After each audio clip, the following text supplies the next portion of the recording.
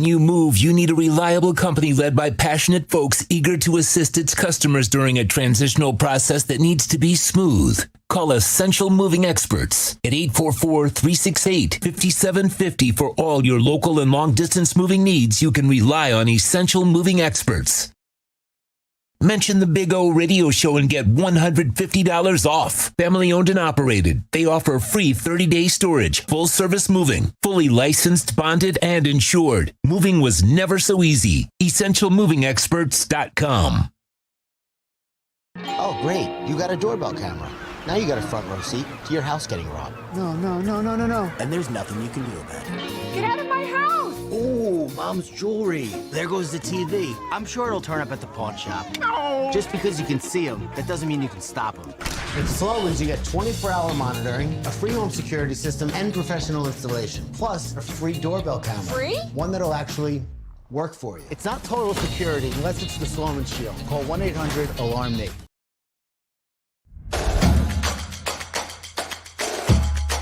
Welcome to Caneswear.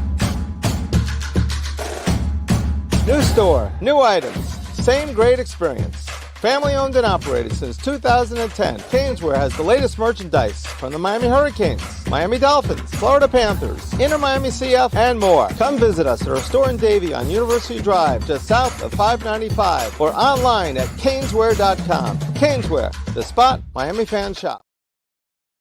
For over 16 years, EJDconstruction.com has provided South Florida residents quality craftsmanship, accurate project management, and exceptional service. That's why EJDconstruction.com is an A-rated member of Angie's List and the Better Business Bureau. When you're looking for the right custom home builder for additions or home remodeling, please call my friend Eric at 305-433-4843. That's 305-433-4843 for EJDconstruction.com.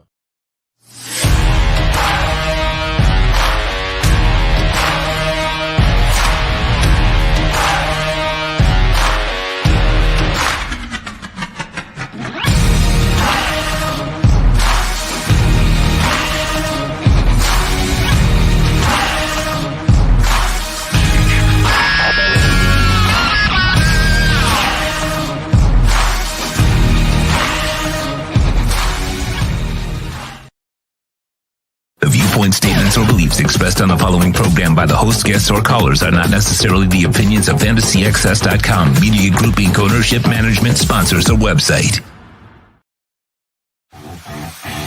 The Sports Talk 305 network is back. It's time to talk Miami Dolphins football with the greatest fan base in the world. EJDconstruction.com is fully insured, liability and workers' comp. Call Eric if you need a custom home builder or general contractor. 305-433-4843. This is the EJDconstruction.com Miami Dolphins postgame show on the Sports Talk 305 network. The show is mastered by Sean Stanley and Chad Shobe. Here's your host, the Big O.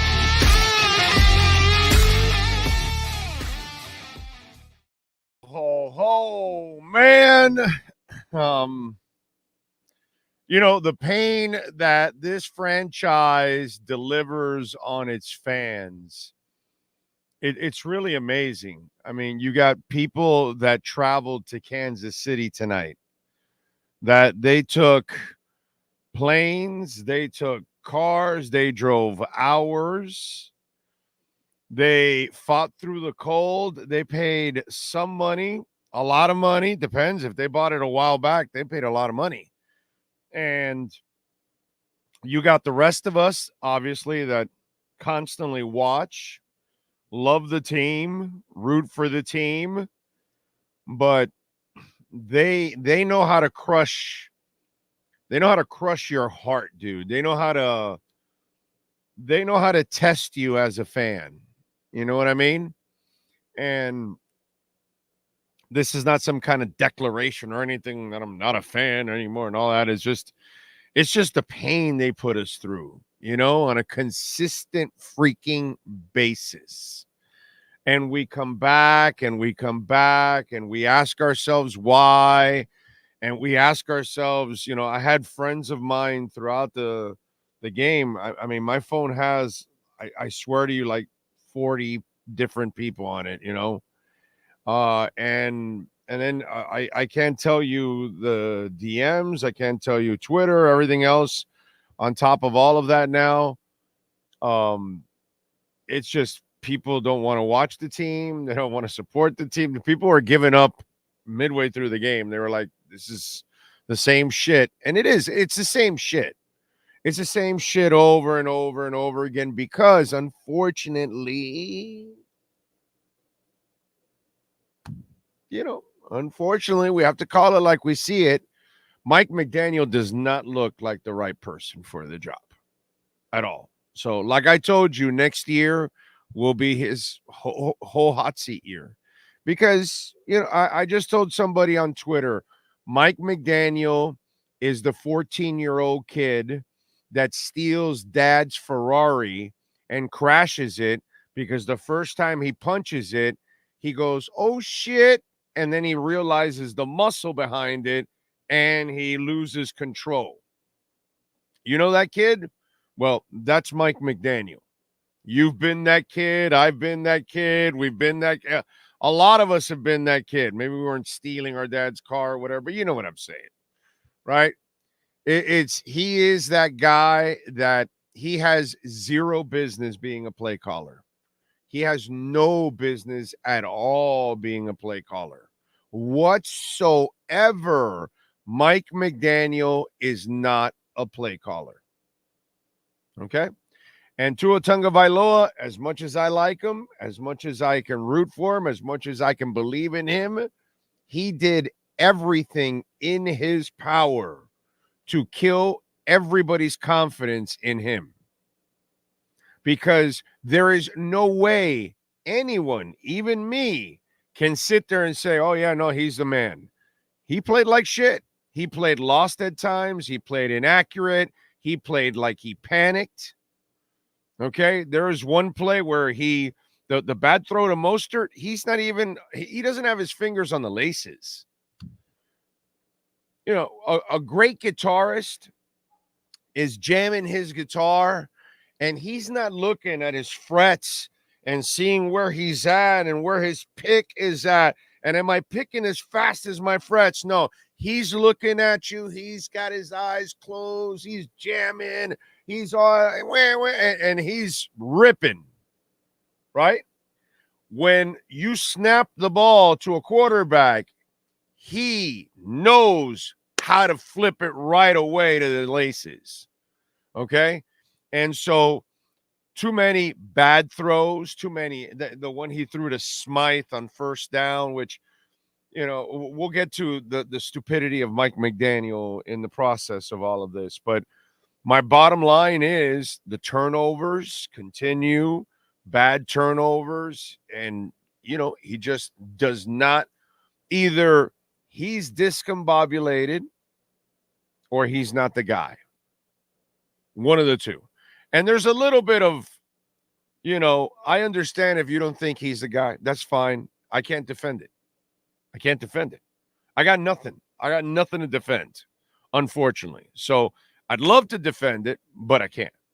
So if you don't believe it, but I also think the coach doesn't compliment anybody on the field. He's terrible. He's one of the worst play callers I have ever seen in my life. Like I told you, he was just given a shitload of talent, but he doesn't know really how to really handle the talent. He just doesn't. I'll give you examples here on, I put it out on Twitter, right? And if you follow me on Twitter, I put out the examples for you because we actually do our homework on the damn show. And I'm going to go with the first one, okay? Here's the first one. And I'll show you. We shall show you. Okay, so he starts this drive and he has 4 successful runs. 8 yards, 4 yards, 3 yards, 6 yards. 4 straight runs. Then what he does, 1st and 10, Mostert, left end, 8 yards. Second and 2 from the 43, Mostert, left end, 4 yards. 1st and 10 from the Miami 47, Mostert up the middle for 3 yards. 2nd and 7, Mostert up the middle for 6 yards. We're at 3rd and 1. Tua calls a timeout. Okay, they're not ready. Then he throws the incomplete pass to Mostert that I told you he didn't have the laces. Why are you doing this on 3rd and 1? Where's the logic, Mike McDaniel? You know, I know Tua threw a bad pass, but why do you need to throw a pass on 3rd and 1, my man? You are gouging them. You're running the football. And then on 4th and 1, he calls another pass play that Tua's pressured because he was pressured a lot tonight, right? And he's not Mr. Athlete that he's going to run away from people. That's not going to happen ever. So he scrambles and he throws to Tyreek in the middle of the field, but Tyreek was covered. So Tua and McDaniel are stifled, but there was no reason for you to put Tua in those positions. It was 3rd and 1. What do you do there, ladies and gentlemen? You just run the ball. But McGenius constantly does this stupid ass shit. Constantly, bro. It's just stupid. There's no reason on 3rd and 4th and 1 to do it at all. Zero. Makes no sense. So we move on, right? From that one. Same half. Later on. I'm at halftime. Okay, this is halftime. That was first half. Halftime.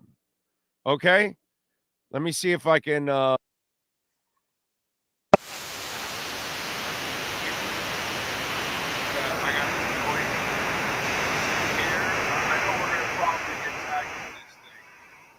Oh, there's something coming through. I don't know what that. Get the run game going a little bit and just own the possession. So the defense.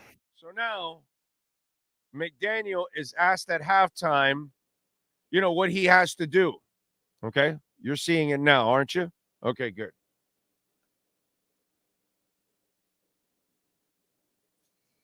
Not hearing you. He's asked at halftime what he has to do. What specifically has to change for you offensively? Who do you want to get involved? No, I think we just have to sustain drives. You know, we've been doing some good things, but we've kicked ourselves, and we need to be a little bit better on 3rd down. Get the run game going a little bit, and just own the possession, so the defense can get warm up on the bench.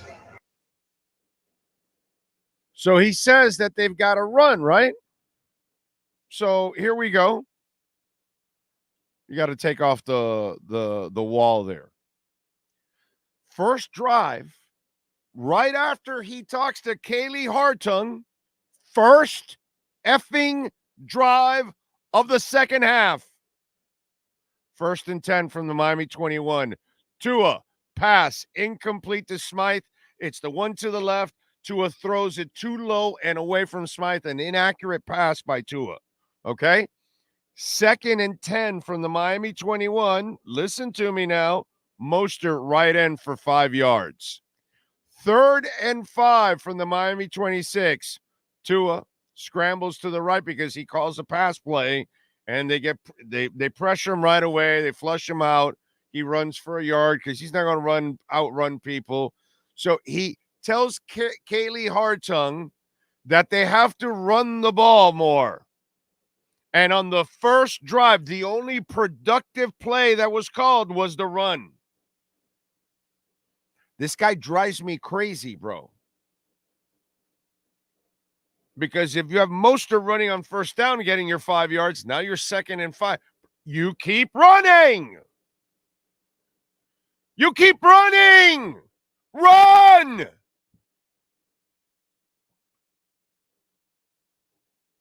Come on. Let's go, dude. Run the ball. The conditions weren't conducive for passing. Was your quarterback killing it? Do you have any feel for the game, my brother? None. He has no business calling any game whatsoever. None. None. He needs a play caller next year. He guaranteed will be fired by the end of season 3 if this is the same shit. Like I told you guys, we've reached a fork in the road with Mike McDaniel. I told you 2 weeks ago this, right? You were freaking out on me. You'll see next year, if this continues, the heat on him, because he's coming back. Don't start with firing, and that's not going to happen. But I am telling you already ahead of time, a year ahead of time, just like I told you 2 years ago that X will be released this season. And I told you 2 years ago that Byron Jones will be released last offseason. Okay, I'm telling you a year ahead of time now what's going to happen with Mike McDaniel. I told you this 2 weeks ago, okay, because I can see it already. I've been pointing it out way too much for 2 years now. There's no rhyme or reason. His team is as undisciplined as it gets across the board. There are penalties left and right. Christian Wilkins with a stupid-ass roughing penalty. There are pre-snap penalties. They're not ready to get drives in. At least he won a challenge this time around. My God, that is a celebration. The man won an effing challenge. But his team is one of the most undisciplined teams I have ever seen in my life. This is a frat, not a football team. This is a frat. Okay? It's a fraternity is what it is. This is Animal House. This is old school. Okay? That's what this is. Fangio is blue. That's what's going on here. There's no discipline whatsoever. There's no price to be paid. People drop passes. People commit penalties. People screw up plays. People have, illegal shifts. I mean, it's constant, brother. It is constant. And they do it at the worst times, and that's on the coach. Okay, so he has served it up now for me for 2 years now. I'm watching. We don't have time to wait 5 years for him to grow up. That's why I told you this 2 weeks ago. Fork in the road has been reached. Next year, he is working his ass on a hot seat. So whatever he does this offseason, I don't want to hear about it. I don't want to hear the talking about it. I need to see it on the field. I need to see a team that is disciplined. I need to see players that catch the ball on a consistent basis. And they're not, and especially your most important players aren't constantly dropping the most important passes of the game. Your quarterback has to start playing at an elite level, and you guys need to play on the road. You got to play better, and you as a coach, you got to have an answer when you get punched in the mouth, because Mike McDaniel has no answer when he gets punched in the mouth. Once they figure him out, it's over, dude. All the shifting, everything, they figured it all out. And you had no counter punch whatsoever, which shows me, again, you're lost. The Porsche's got you completely out of control. And here you are spinning around and going, bang, right into the wall. Smashed up right against the medium. There goes quarter panel. There goes the bumper. There goes the front ass axle. You screwed up the car again, McDaniel. Because you can't handle the horsepower.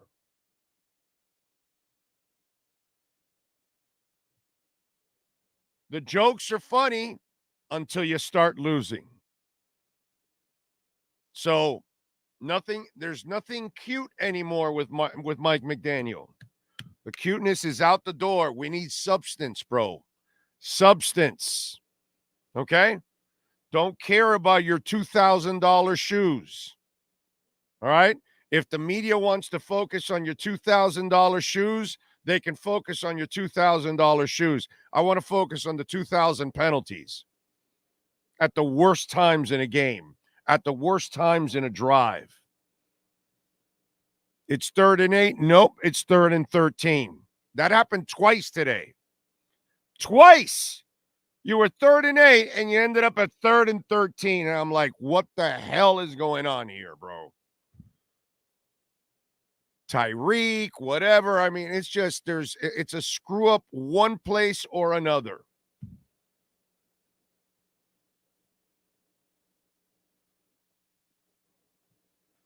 So next year, and by the way, you can't pay the quarterback.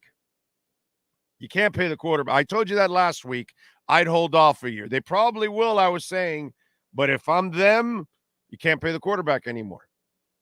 Now you have to put the quarterback on double secret probation just like the head coach. Unfortunately, I'm sorry, I'm a Tua guy, but I can't say you could give him the money. I can't. I say, no, Tua, we show him the film, all these plays, all these turnovers. We got to clean this up in year 5 before we pay you. And put him behind the 8 ball for that. Now, you put him behind the 8 ball to stay healthy, right? Well, now you got to put him behind the 8 ball to play responsible football because it's something that really hasn't been part of his game in Alabama. He wasn't even really irresponsible even under Flo that much. He actually took care more of the football under Flo. Under Mike McDaniel, there's a looseness to the entire football team because of the head coach. And there's no fear of making mistakes because there's too much, we've got the flower child, running. It's flower power. We've got this. We've revitalized the 60s. Okay. Oh, let's just love each other. It's all good. Oh, you dropped the football. It's all good. Here's a flower. Oh, offsides by you? No problem. Here's a flower. It's all good. We forgive all. That's it. That's all. We've got the space cadet just forgiving all. You're all children of the football gods. We forgive you all. That's all. No problem. You threw an interception? It's not a problem. Don't worry about it. We forgive you.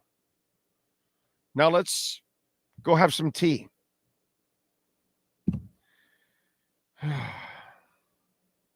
Remember, you can make a donation through I know a bunch of super chats are coming in. Of course, you can also make a donation through Cash App or Venmo at Cash Big O Show. That is Cash Big O Show. You can always make a Bitcoin donation. There's a nice dip now too. Bitcoin or Ethereum donation. Cash Big O Show. That is Cash Big O Show. You can send in your questions, comments, and insults and all that kind of stuff on Cash App or Venmo. All right, let me go to Venmo. Let's start off on Venmo. Peter German. Sorry, Big O, not another year of this. Either hire an OC or top line head coach like Vrabel. I can't do this again. That's going to be a very popular thing about Mike McDaniel because he is a terrible play caller. Absolutely horrible. And nobody can argue with. And you can't call somebody crazy when they say, I don't believe in Tua. You can't call somebody crazy when you say, I don't believe in Mike McDaniel. Can't do it, bro. Can't do it because it's their fault now. Adam Pinkster, thank you, sir, for the love on Venmo, Cash App or Venmo, Cash Big O Show. Oh, I remember 2 years ago when they hired McDaniel, I emailed you and said, I was worried about McD's youth and lack of experience. The chickens came home to roost tonight. It was painful to watch our season die a slow death tonight. The worst thing, Adam, is that he didn't learn a damn thing from year one. Didn't learn shit. Made the hardest passing game again for his quarterback. Abandoned the run constantly. Continues to do it. His team continues to make stupid-ass mistakes throughout the game. You know, he has no rhythm to the way he calls games. That's the worst part about it, is that McDaniel did not get better as a head coach from one year to another. Was he any better prepared? No, in fact, this was a worse performance than Buffalo's last year. That's pretty bad. Joe Cracchiola, thank you, sir, for the love on Venmo, Cash App, or Venmo, Cash Big O Show. Big O, thanks for another fun but disappointing season. Tired of relying on guys who are permanently injured. Our coach constantly getting out-coached. What am I going to do? Say you're wrong on anything? No, Joe. Hope to see you in the next concert somewhere. Robert Bobo, thank you for the love on Venmo, sir. Another late season collapse. It hurts, Big O. Really does. If McD is truly a genius, he better bring in an OC that can help harness these weapons, settle Tua down, and adapt and adjust as our opponents do. Can't argue with any of that. Hateful Steve. Let's see. Where is Hateful Steve here? The loss was so therapeutic. A win would have only served to conceal the fraudulent activity we've witnessed this season. To think that you and others were close to declaring success wasn't declaring success. You didn't see. The problem is, Steve, you don't listen. Okay. And by the way, it goes with politically where you stand. You don't really listen. So, from our conversations, I already know how lost you are on the politics side. So, I said the season was not a success, but it would alleviate the pain a little if they won. You could go rewind. I didn't say it would be declared a success. You would have to win again the following week, I said, to really declare the season a success. But a win this week would not have declared the season a success, but it would have at least alleviated the pain from the season. The season was a failure already. You choked away a division. You lost a 3-game lead. Your quarterback regressed. The offense regressed. Everything went wrong. So, there's nothing but listen is the problem. But it goes with the track record of, your cult. Andrew Watson, reset the roster, and it starts with a new head coach who can play call in crucial moments. Yeah, Andrew, I get you want that. Not going to happen. Okay? It's what I told you is going to happen. What I told you 2 weeks ago. Reach the fork in the road. Next year will be the year that McDaniel has to prove it. By the end of the year, he's on the hot seat. He's fired or barely hanging on for the fourth season. But he's coming back. Let's not talk silliness. They're not going to fire him now. Okay, they'll get him an OC. They'll name Frank Smith an OC if he doesn't get a head coaching job. I don't think after all of this, why would you hire Frank Smith? So Frank Smith should become the OC is what should happen next year. He should be the play caller, and then McDaniel maybe becomes a better head coach because he can at least focus on it. So, Andrew, forget about it. They're not firing him, okay? It's what I told you. Next year is the year he puts himself on that hot seat because it's a constant screw-up every week. Anthony Lizzie, thank you, sir, for the love on Venmo. Appreciate it. Usual letdown, disappointing, but not really surprised. The only thing that came through for us Dolphin fans this year was you, Big O. I appreciate you. Thank you for a good season. Appreciate you, man. Thank you for supporting all of you out there. I appreciate you guys watching and supporting us, sending in the Cash Apps, the Venmo, visiting our amazing sponsors like EJD Construction, Accurate Pembroke Pines. Very important, Perdomo Cigars. We can't light up a Perdomo cigar tonight. Peter German says another huge letdown by McDaniel. No creativity on offense. Same game plan for 16 weeks. Same predictable pitches to running backs. And no short passing game to open up the running game. I know, no short passing game. It's brutal. Another lame effing season. Hire an experienced head coach that knows what the F he's doing. That's not going to happen. They're going to keep this guy. It would shock me. Put it this way. I would be incredibly shocked if they would fire McDaniel. That I would never expect. That would get me by surprise. Chris Fanzini, thank you for the love on Venmo. Coach McChoker, offense pads their stats against terrible teams. Stats don't win games. Season was a failure. Who do we pay in the front office? We'll talk more about that stuff down the line. Robert Bobo, 3rd and 2, stupid screen pass, 4th and 2, stupid play. You mean the 3rd and 1, 4th and 1? Yes, sir. You are gashing them the whole drive. What the F? Exactly, Robert. What the F are you doing? You are so right, my brother. Armando Swaim on Venmo. Thank you. What would you have told McD after he said F the expectations on Hard Knocks if you were Ross? I probably wouldn't have said anything because I have to wait till how you finish everything. When I would unleash the Kraken tomorrow morning on McDaniel. Okay? Tomorrow morning, if I was Ross, I would unleash the Kraken on his ass. Noel Garcia, thank you for the love on Venmo, sir. Fire the bozo and bring in Belichick. Yeah, that's not going to happen. HQ. Oh, wow. Wanesuski? No, Wanesusk. I don't know. Thank you for your podcast. Thank you for our podcast because I can't do it without Sean Stanley. Okay? But I appreciate it. Thank you. Thank you, HK, for the support. Christian DiMartino, thank you for the love on Venmo. Second quarter, 9:42 left. All 3 timeouts, 4th and 5 defense, rushes to the line.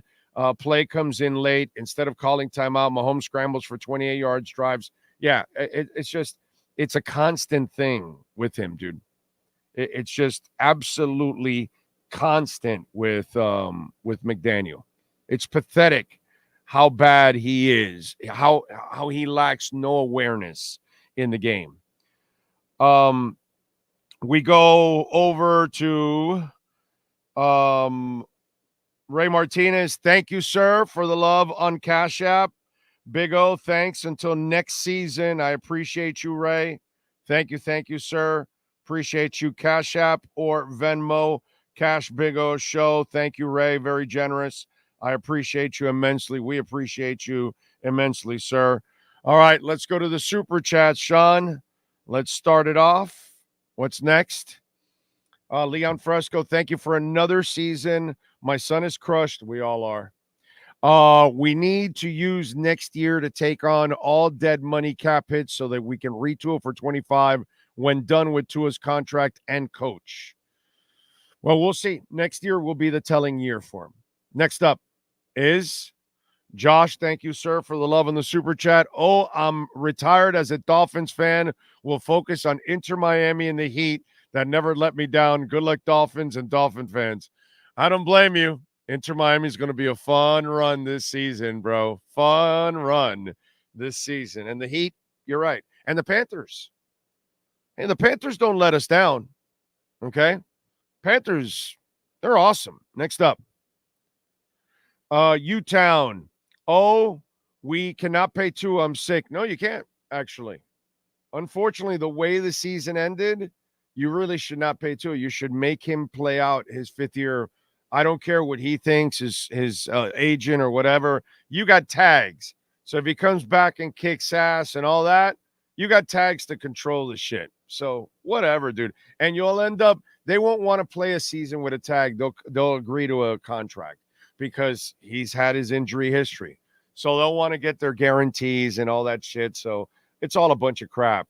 I would pressure him and make him play on the 5th season and make him play responsible football, because the irresponsible football he played this year, unfortunately, even for a Tua guy like me, okay, but I'm objective, dude. I call it like I see it, okay? I would not pay him. He has not earned a big contract. Unfortunately, he has not earned it. Next up. Vinny Lenya, pain, just pain, Big O. Maybe one day. We're hoping. We'll be here, bro. We're not going anywhere. We're not leaving the team, but this is painful. Now we got another offseason, talking draft and all that shit. It's just terrible. Go ahead. Next up. Louis M. Greer needs to cut his losses before McDaniel cost him his job. Greer's the only one in this organization worth a damn. Well, the front office is exceptional. But if they don't hit on McDaniel, that's a knock for them that they can't find a coach. So that's a bad look. Because they missed with Flores. Now you're going to miss with McDaniel. That's what I'm telling you. He'll get that next year. But next year is a really important year. It's the hot seat year. I'm telling you. All this shit goes on by halfway the season. The fire McDaniel thing is going to be exploding. Watch. I've been around just a couple times around the block. Just a couple of times I've seen these things.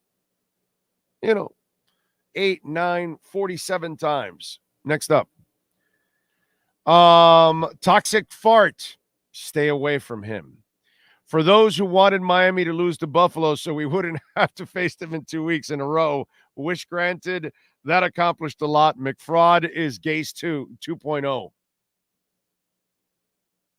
We'd love to defend Gase, McDaniel. We'd love to defend Tua. We can't. And I love Tua, man. And I cannot defend his play. Cannot defend his play. Next up.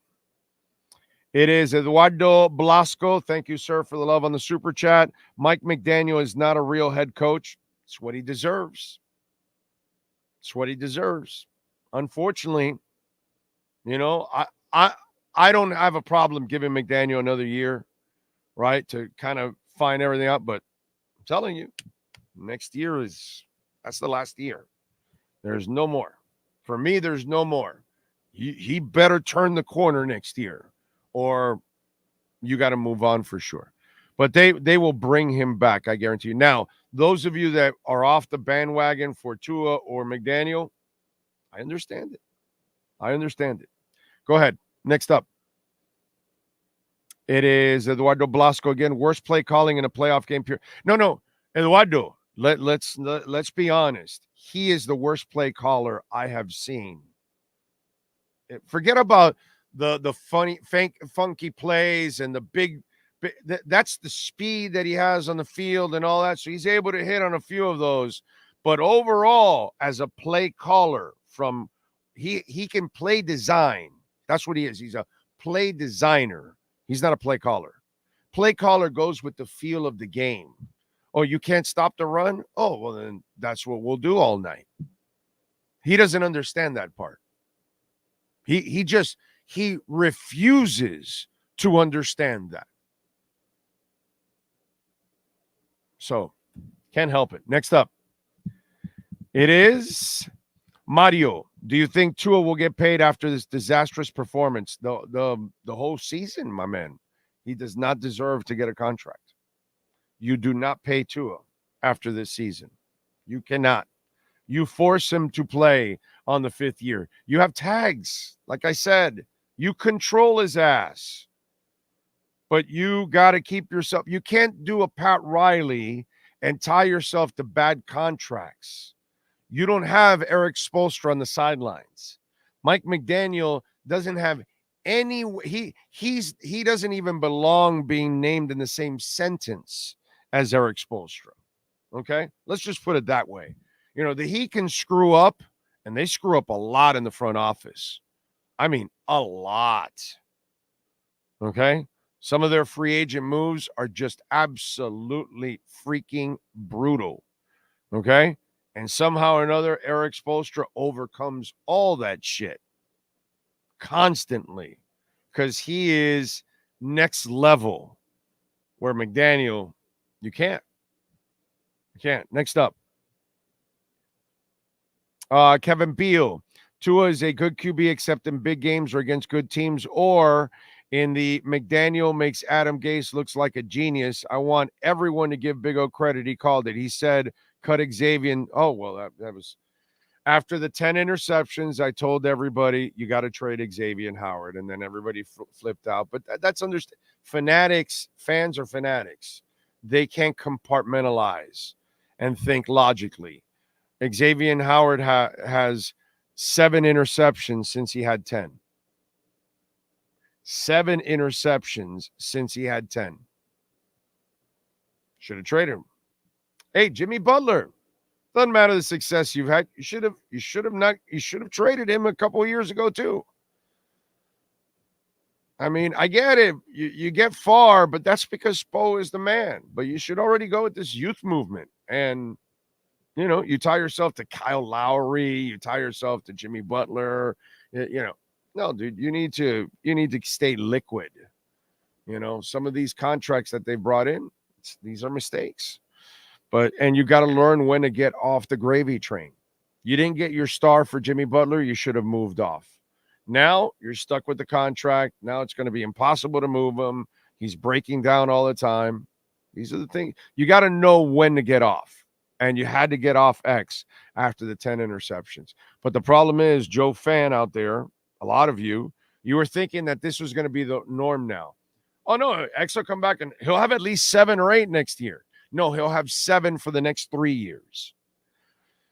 Let's see. Next up, I'm sorry. It is man of 1,005 holds. McDaniel again going from the run to 2 plays. He coaches as if he's playing Madden. Tua has lost his mojo. Hope he gets it back. You nailed it, bro. Tua does not play confident at all. He looks discombobulated. Completely discombobulated. I don't see a confident player out there right now. I see a beaten player right now. I don't see Tua has no edge to his game right now. 0 edge. So I don't know if we need to bring in Apollo Creed and we need to send them out to, somewhere in Russia to go train or something, but he better go find the eye of the tiger because Tua didn't have the eye of the tiger. That's for damn sure. Next up, Albuquerque Alex. Thank you, sir. Tua and McD totally wet the bed in December in the playoffs, yet Houston advances with a rookie QB. We must get better. CJ's the shit. I wanted him over Bryce. I would have taken him number 1. Carolina is just stupid. Next up. Sean H. Thank you, sir. If Lamar Jackson can play on a 5th-year option, so can Tua. I'm a Tua guy, but I have no defense for him. McDaniel's play calling was also shambolic. Very true. Very true. Thank you, Sean. Next up. Tom Wilson, Dolphins make me cry till next year, bro. Fins up. Thank you, Tom. I appreciate you immensely. Sean, thanks you too, as always. Nino Filmmaker, Big O, would you be surprised if they fire McDaniel and bring Harbaugh or Belichick to take over the hump? Yeah, I would. I'd be absolutely shocked. Okay? Shocked. I don't think there's a shot in hell that they fire him at all. It'd be a really bad look for the front office. Oh, by the way, that front office doesn't want to bring Harbaugh in because then they get neutered. So that's not going to happen. Next up. Dub MCs. I got some words in Cuban for McChoking. Amarillo. Amarillo. Next up. Paul V. Embarrassing design, the game plan. Just don't ever call a play again. Watch Fangs take over if this keeps happening. It works great in blowouts. It's just, his rhyme, or there's no rhyme or reason to anything McDaniel does out on the field. He has 0 business. Frank Smith must become the play caller next year. That's the change I would make. I would, if I'm the front office and the owner, I would say, hey, Mike, we've watched it for 2 years. You're not a good play caller. You can help design the offense during the week with your offensive play caller, but let the offensive coordinator, whoever you hire, maybe we give it to Frank, but, they need to call plays. You are not good at this. Somebody needs to tell him, you're not good at this. I know we've got a team loaded of players that they haven't been told they weren't good. That's my personal story. Well, I just want to tell you right now, Mike, you suck at play calling. Okay, Mike? I don't know if somebody hasn't told you this, but I'll tell you, you suck at play calling. Okay? You royally suck at play calling. What we've been pointing out here for months, you suck at play calling. So I know the team is loaded with people that have been told that. I just want to remind you, you suck at play calling. Next up. Carlos Rivera. I don't think it's all on Tua. I really think it comes to play calling, no rhythm and no scheme. The team is just giggles, no accountability. Exactly.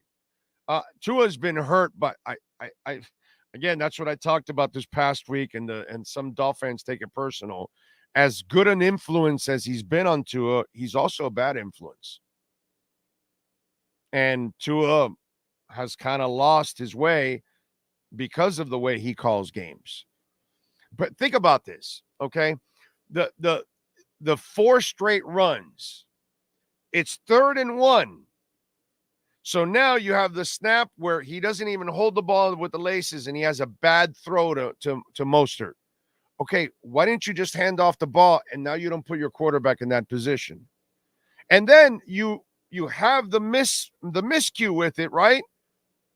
So he hasn't been accurate. What do? You call another pass play on 4th and 1. And so you set and this time it wasn't even on Tua. This time the play was covered. I don't have the coach's film at the moment, but from what I saw, everybody was covered. Even the guy that was on Smythe, if you go look at it, after he saw Tua make the decision he was making, that's when he was coming in. Okay, because I looked at it over and over a couple times. That's the beauty of being at home and being able to have, your DVR rewinding or whatever the hell the thing is called nowadays. The what's it called? The app, so you can rewind. It's beautiful. You can look it over. He made he tried, but Tyreek was covered. They were stifled.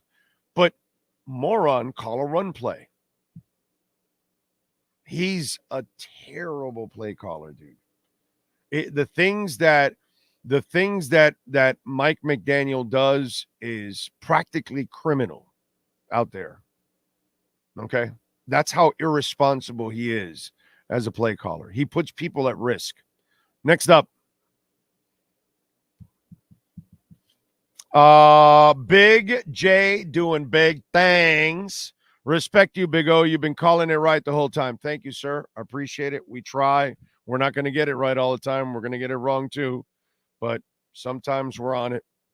Next up, but I appreciate you for supporting us.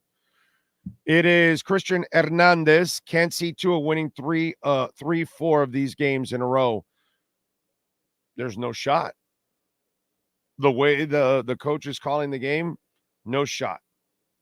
No shot. It's hard for almost any quarterback, quite honest. But even harder, he's making even harder on Tua. Now, Tua's made it harder on himself because he makes bad decisions and because now he's not playing with confidence. That's why he's flustered and not holding the ball with the laces. That's why he's inaccurate to Smythe. That's why he overthrew Cedric Wilson, made the right read, but made a bad throw.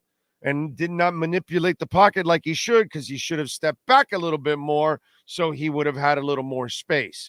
But he didn't, and so he ends up making a bad throw. But that was your decision to make that throw, and if you're not going to be balanced and you're not going to manipulate the pocket and you're not going to set yourself up for it, then you get the blame, unfortunately.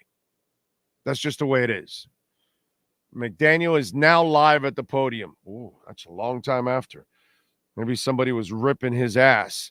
Next up. AD dances. Tua's too limited, Big O. MCD is lost. Paul in Connecticut. The too limited.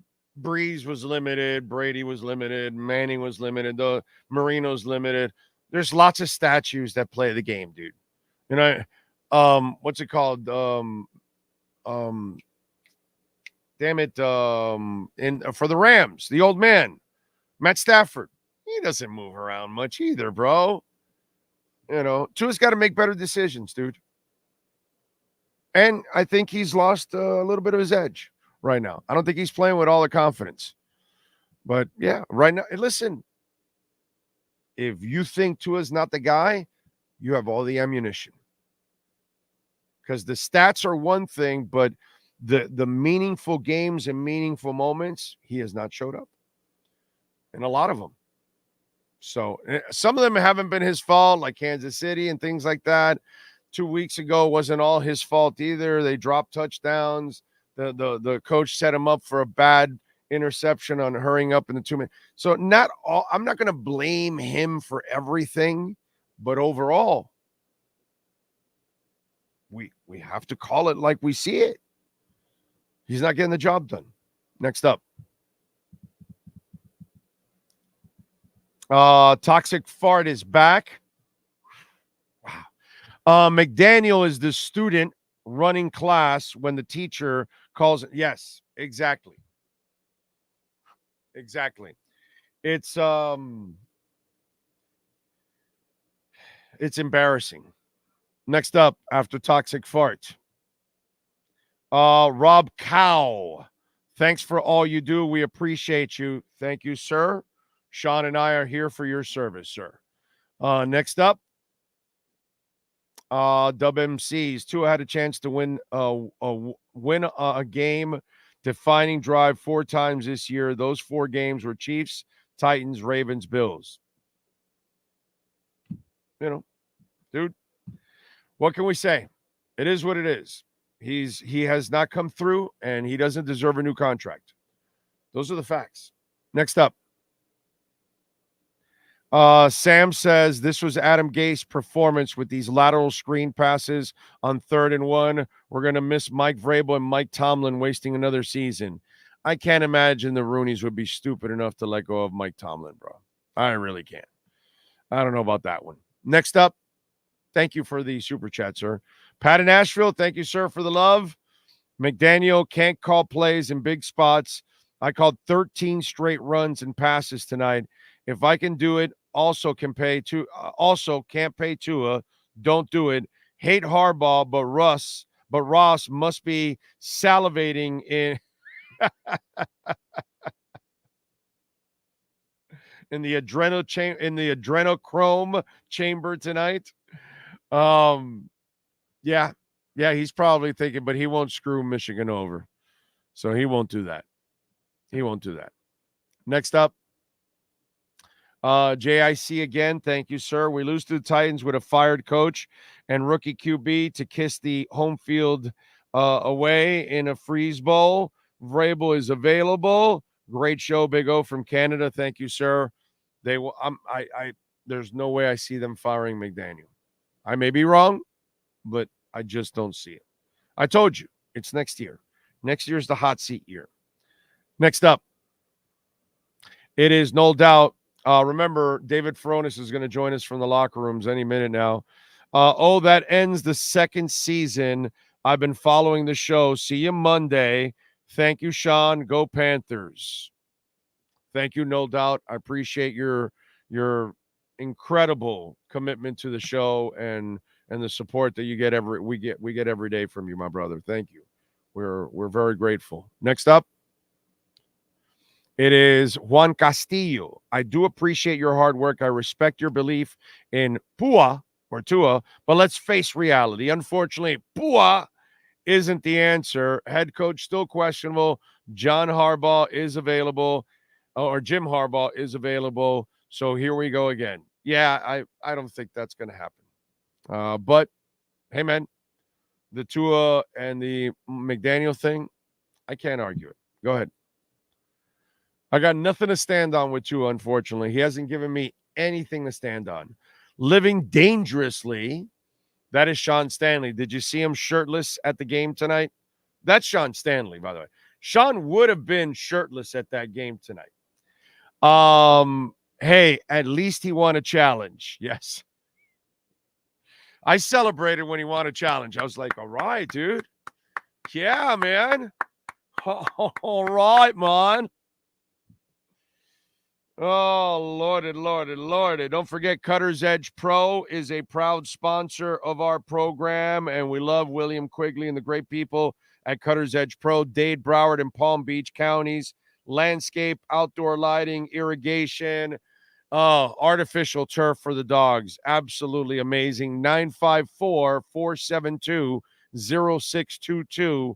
Tell them that Big O sent you. Dade, Broward, and Palm Beach counties support the great sponsors that support our program. Next up on the Super Chats is Beer Noob. I'm numb, same old crap. At least Bitcoin doesn't choke. Hails to the yeah, baby. Yes. Nice little dip. Miners selling. It's going to explode to 50 next week. So Bitcoin ain't going to let us down. Dolphins will, but Bitcoin won't. Next up, it is Raul Torres. Waddle 3 1s and a 3 to Chicago. Get Caleb. Thoughts? Yes.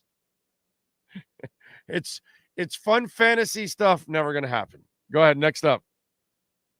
You guys are crazy. Kopitar. Can't tell who's worse, Mario or McDaniel. Mario. Mario's worse. McDaniel would have taken a knee at least.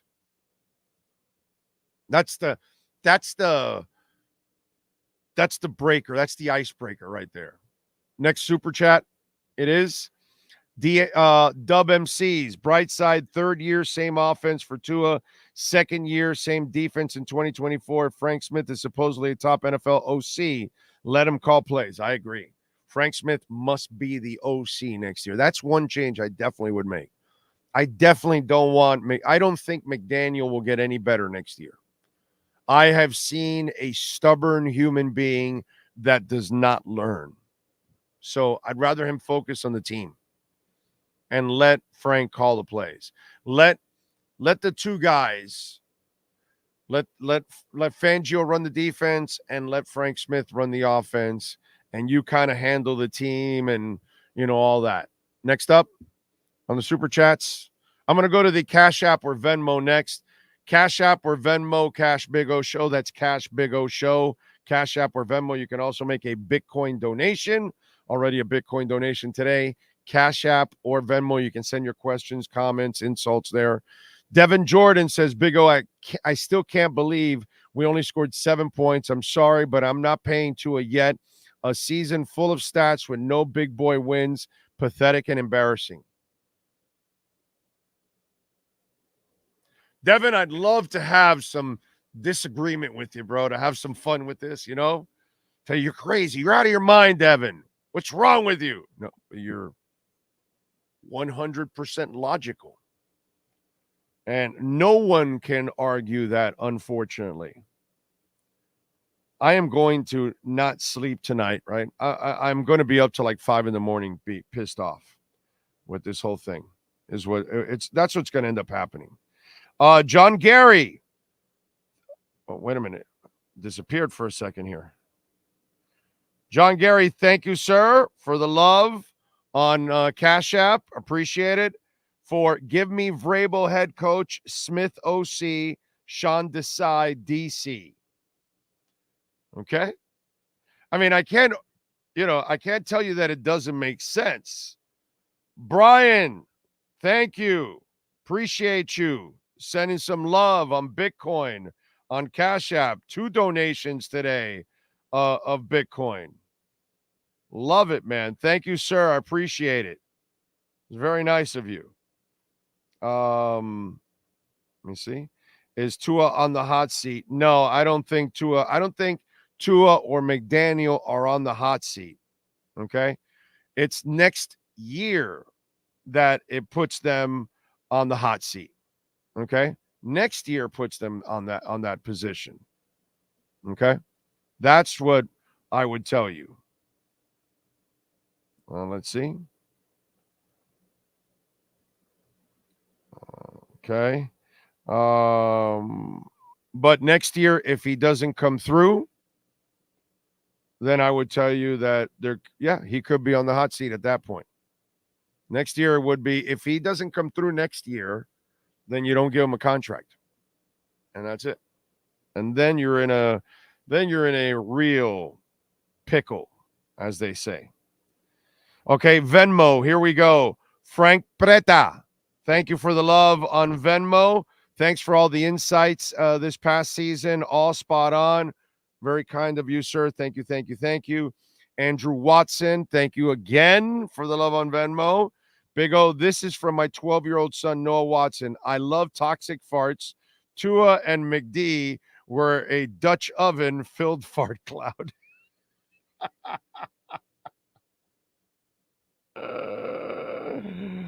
I think you missed where I typed close to declaring success. There's no close, no nothing. I didn't say anything. All I said it was alleviate the pain. There was no reason for the word success to be in the same sentence as the word Dolphins or to predict and put up. I didn't say anything like that. Go back and listen to it. I said it would ease the pain of the season. For it to be a success, you would have to win the following week and win 2 weeks in a row. And if you do win 2 weeks in a row by some miracle, which you and I know they cannot do, then of course that would be a success. Big O, greatly appreciate your show. Thanks for the insight and entertainment. I'm not sure if Tua regressed or if the crappy play calling hinder him. We shall see. The crappy play call hinder him, but he did regress on his own. Because, okay, the Chase Claypool throw, what does that have to do with McDaniel? See what I'm saying? Before the 2-minute warning last week, that's on McDaniel more than Tua. You hurried up. You had no reason to. No, 2 weeks ago against Baltimore, right? You're on their 42, right? I think it was. You got 2 minutes left. Why are you hurrying up? It's stupid shit like that. So you set up Tua for failure. That's where Tua gets hurt. But today, Cedric, why should I blame that on McDaniel? Tua made that decision to make that throw, and it ends up getting intercepted. That's his fault. I'm not giving him a break for that. Chase Claypool, I'm not giving him a break for that. The bad throw to Smythe today, I'm not giving him a break for that. You know what I mean? I'm going to defend him when he deserves to get defended. When Tyreek and Claypool drop touchdowns, I'll defend Tua. When McDaniel screws up and hurries up a play, I'll defend Tua. But there are times I can't defend him. I can't. We have to be fair here. We have to do this the right way. And sometimes he just doesn't deserve to be defended. And in that case, that's one of them. Brad Gasper. Just want to say thank you, Big O, for all the Dolphins content. Been listening for years. Braden Gasper. Braden, thank you very much. Appreciate the Venmo, my man. John Young, thank you, sir, for the love on Venmo. Big O, talking silly fire McDaniel and Tua and hire Vrabel. Let a real dude call the shots. Listen, guys, ladies and gentlemen out there is no way in hell that I'm ever going to argue with you that Vrabel is not a better coach than Mike McDaniel. He's 100 times the coach than Mike McDaniel is, okay? There's no doubt in my mind that he's 100 times the coach, but they're not going to fire. I just don't see them firing McDaniel right now. You know, it's kind of crazy. Cash App or Venmo, Cash Big O Show. That's Cash Big O Show, Cash App or Venmo. I appreciate it as always. And you can make a Bitcoin donation like a few have already made today. Thank you very much. Love that Bitcoin donation. Next up, Sean. The Bitcoin donation makes me extremely extra happy on a really sad day. Frankie Fresco, Big O, the cold was bad. I came here, but because it was so cold, could not even concentrate on the game. There was people in the bathrooms warming up. Yeah, do you blame them? Yeah. Damn, Frankie, you went, bro. You are, let me tell you, mad props to 305 Sports Babe and Dolph Freaky and, NorCal and people like that constantly are traveling. You people are amazing. I love you guys out there, man. Chris Barker, better vote for his ass for Fan of the Year. Bob Finns is out there. I see him. I see you all out there. I see you. Those fans and people like you, Frankie, special, man.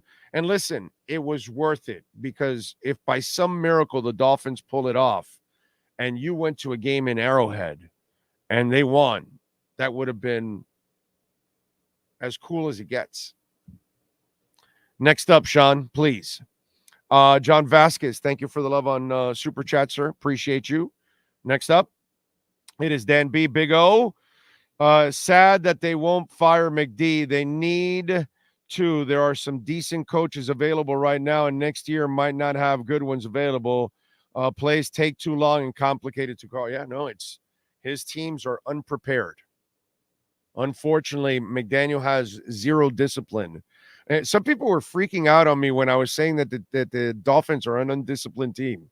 And they're like, well, they hold each other accountable. What the hell are you talking about, dude? Do you watch the Dolphins? They are an undisciplined bunch. They make all kinds of stupid mistakes everywhere, bro. Coaches, players, all kinds of shit. And that's all on McDaniel. It's your fault. You want to come to a town where Ron Frazier, Jim Larinaga, Eric Spoelstra, Pat Riley, and Don Shula have coached. We know what real coaches look like. Okay? I should be putting Paul Maurice there right now, by the way, what he's been able to pull off last year and this year. You got to give him I need a couple more years, but if the man has another deep run, we may have to put him in there. But I know what a really good coach looks like. And Mike McDaniel is not a really good coach at all.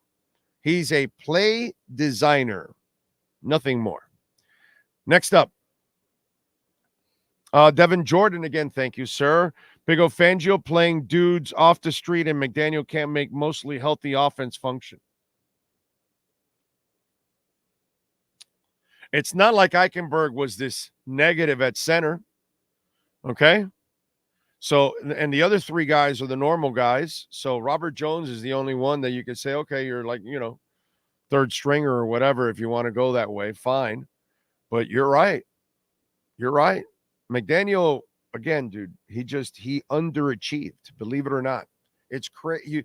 If you're simplistic and you just look, 11 wins and we made the playoffs again, you look at it that way, then yeah, sure. But if you want to look at it for real, he underachieved. He should have done more. The Tennessee game alone, there's more to the season than just that. But, next up, it is Donald Delancey. Thank you, Fancy Delancey. McDaniels and Tua was Stephen Ross's choice. Let's talk about it. What's there to talk about, my brother? That's Chris Greer's choice, Marvin Allen's choice, Reggie McKenzie's choice, Tom Garfinkel's choice, and Stephen Ross's choice. So they're not going anywhere. They will be back next year. So if you don't like them, you're not going to like the 2024 season. Next up, it is Vishal Saxena. We are the only team that would hire a play designer as a head coach. Sigh. On to Bitcoin season. Yes, sir. Yes, sir. And we got the halving in April. Oh man, this year is just gonna get better and better and better and better in the summer. And then we get to the mid part of the year, and then they start opening up and lowering rates and printing money and getting you all fat and prepared for the presidential election. And then everything in the markets explode since the markets are already at an all-time high. That is going like clockwork. Okay? That is going like clockwork. Next up. Frankie Fresco says, I will admit this. The KC fans, they're classy people, bro. You're not going to get treated like Eagles fans and all that. Yeah, no, dude. No. Those are decent human beings. Eagles fans are trash. Eagles fans are just absolutely, the dregs of society. There's a reason why they built a holding cell at Veterans Stadium. It's the only stadium in the country where they built a holding cell. That's all you need to know. Next up, living dangerously, going to Philadelphia for a game. I think Tua would be off if he were allowed to change plays on his own like Dan. Maybe. But like I said, he better start thinking for himself because he's getting in trouble listening completely all the time to McDaniel. In life, you can have leadership and you can have guidance, but you can't live off of leadership and guidance from somebody else for the rest of your life. You cannot do that. You need to be independent. You need to think for yourself because there are moments in life that your parents aren't going to be around anymore and you're going to have to live on your own, right? If you're married, you got to plan to, just in case one's gone, the other one is taken care of, or those kind of things. You always have to be prepared for those kind of moments. And we're not seeing that right now.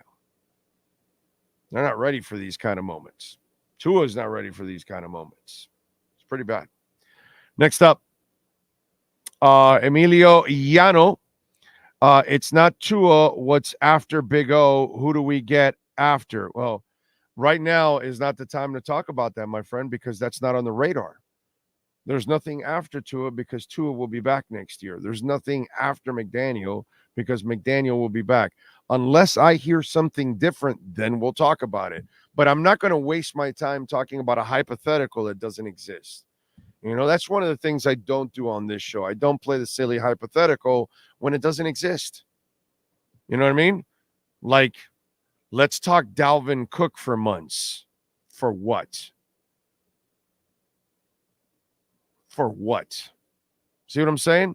Let's talk Willie Williams, which I'm losing a lot of you nationally because you won't get it. But, there are things in life that we end up just talking about and wasting our time talking about it because it's actually reality and there's a chance. Let's address other things that are currently going on. Next up, it is Cy Loves All, baby. I can see McDaniel start blaming Tua and getting another QB in the draft to buy him time. Nah, don't think so. No, because it's not on Tua. Anybody that has a brain knows there's a lot wrong with this offense, and it's not just that Tua is maybe discombobulated right now and not playing good football. Everybody knows the real problem on the offense is more McDaniel. I'm going to be consistent as hell here, bro. I'm going to be consistent as a mofo here. If you were listening all last year, did I blame Josh Boyer? Bueller? Did I? I told you constantly the offense failed last year. Constantly, it was the offense that was failing the team. And this year, guess what I'm going to tell you? The offense has failed. Who's in charge of the offense? Why is his offense constantly dropping footballs in key moments? Way to go, Waddle, today. Huh? Why? Why is his offense constantly committing penalties and pre-snap penalties and penalties that put you in deeper third downs? Why? Why is it that he can't get in plays on time? Why is he hurrying shit up on a consistent basis? Just tell me why. So to say it's, get rid of Tua because that'll buy him time, that's not buying him shit in my eyes. He's a bigger, what does you running the ball have to do with Tua? I just gave you the examples where it had nothing to do with Tua. You had to not use Tua. You had to keep running the ball. And he can't do it. He just can't do it. So if you do things the right way, your quarterback looks better. And maybe when your quarterback looks better, he's going to be able to play better, play more confident, and play with more rhythm. There's no rhythm to the offense. So that's why your quarterback is not going to play better. It's hard to get in any kind of rhythm with Mike McDaniel. It's hard as you're an offensive lineman and you're beating the crap out of the guy in front of you constantly. And you're pounding him for 6 and 4 and 3 and 8 yards. And now you're and it's 3rd and 1, and you're telling your offensive line, yeah, I'm not going to count on you guys now. What? So no. A moron says, oh, it's all Tua, change the quarterback and everything will change.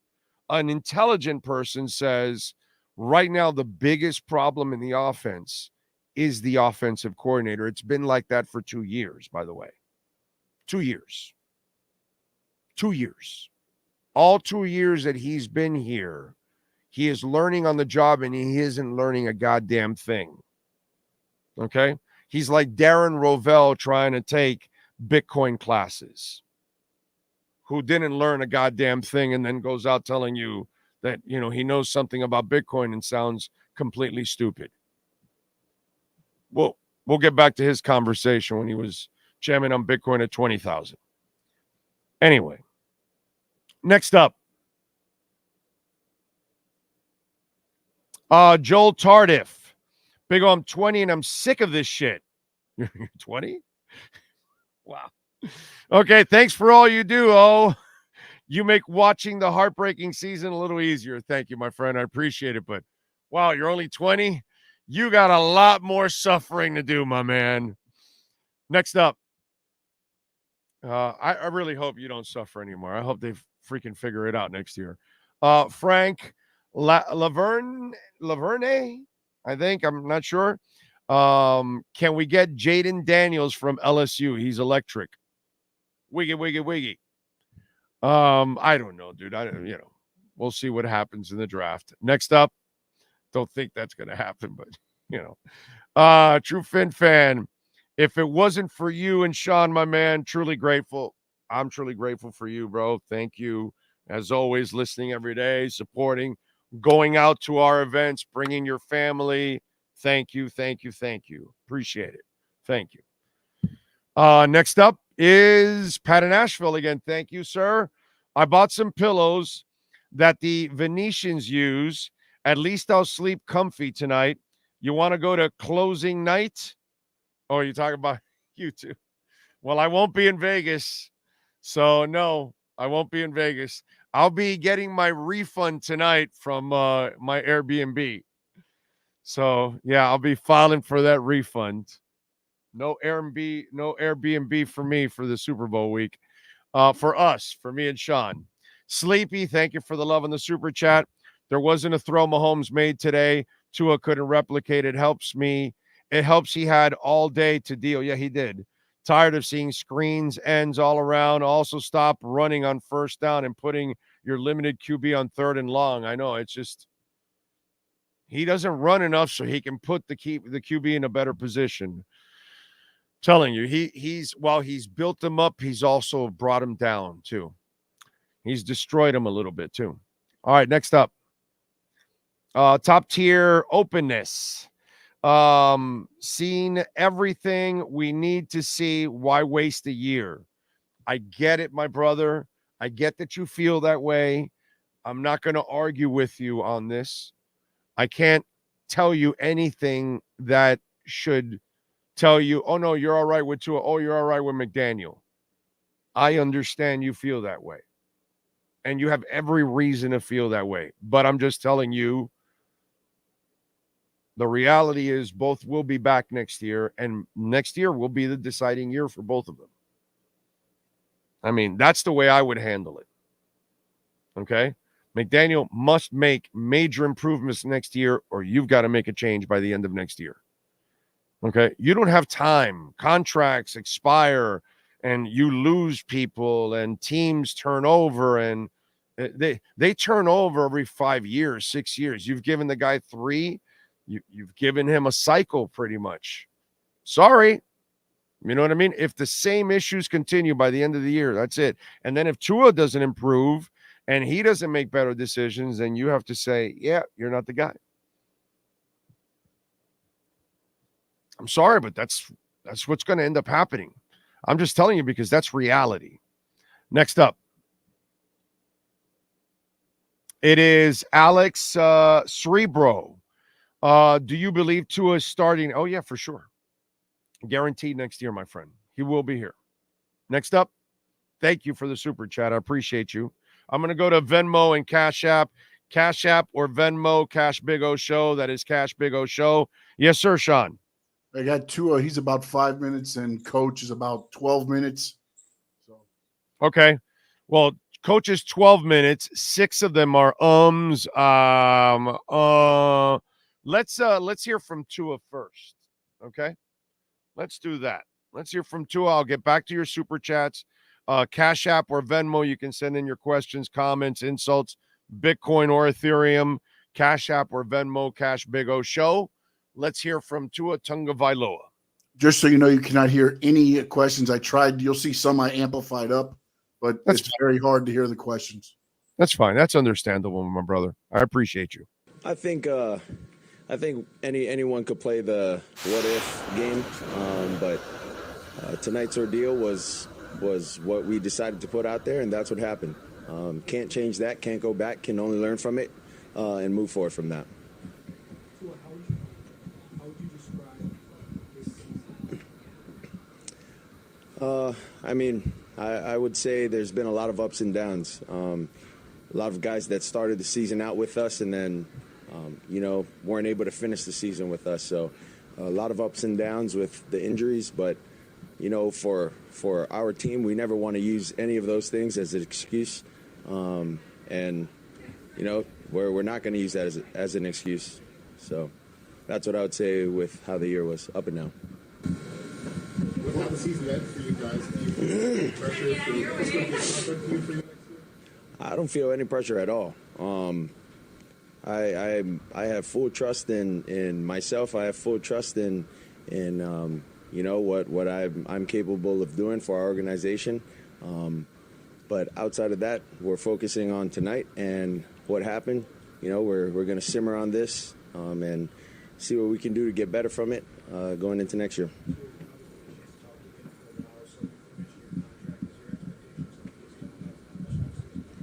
I'm not worried about that right now.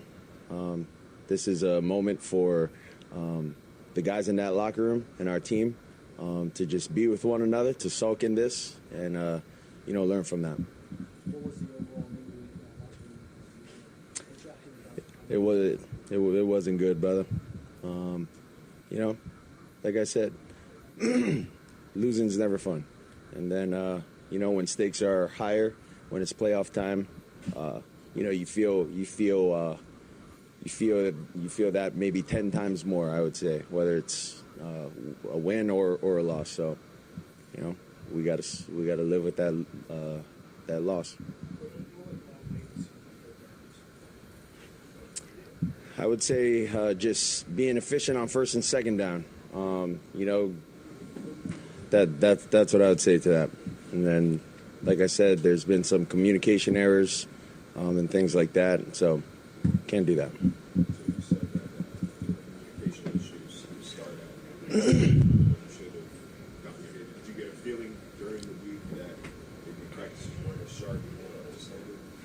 Well, some of it gets tough because as we have the practices, we start with walkthrough and guys nail walkthrough. When we came out to practice the next day on Thursday, I would say, it looked crisp. There were maybe some things that we all could have gotten better at, but this is what we showed today, and it just wasn't up to our standard. As the game went on, it seems like the Chiefs had a lot of success in the blitzes. Was that something that did some stuff that you guys hadn't seen before, or just missed execution? Well, I would attest that to the communication errors that we've had. Am I hearing the right formation? Okay, we're getting out, but we have 2 motions that we have to use. So it's maybe 9 seconds left on the clock. We're motioning. It's about 5 seconds. We don't have time to change, and so now we got to play, and we got to throw where our hots would be, but where they pressured, I mean, Spag had a good plan, and they executed well against us. What's the biggest thing or thing needs to change for the team to go forward next season? Well, I would say right now, we have the greatest opportunity to be with one another, and we're going to be able to look back on this season and figure that out.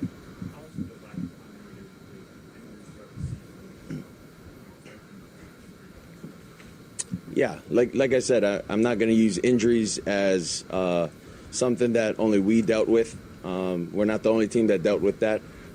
I would say it did hurt not having the guys that we started with, being able to work with a lot of them throughout OTAs, and maybe there's some things that you don't necessarily need to tell them that they already would know, and things like that. But hey, you go out there. Everyone in this league is a professional. You got to go out there and play, and I mean, you give it your best shot.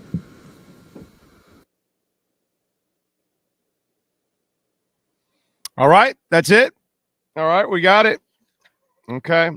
Couple things there. First of all, on not feeling the pressure moving forward, Tua, I get it. You got to say what you got to say and all that kind of stuff. I just want you to know, Tua, that the pressure is now, there's a tsunami of pressure now coming because you're Tua Tagovailoa, so you bring national tsunamis now, okay?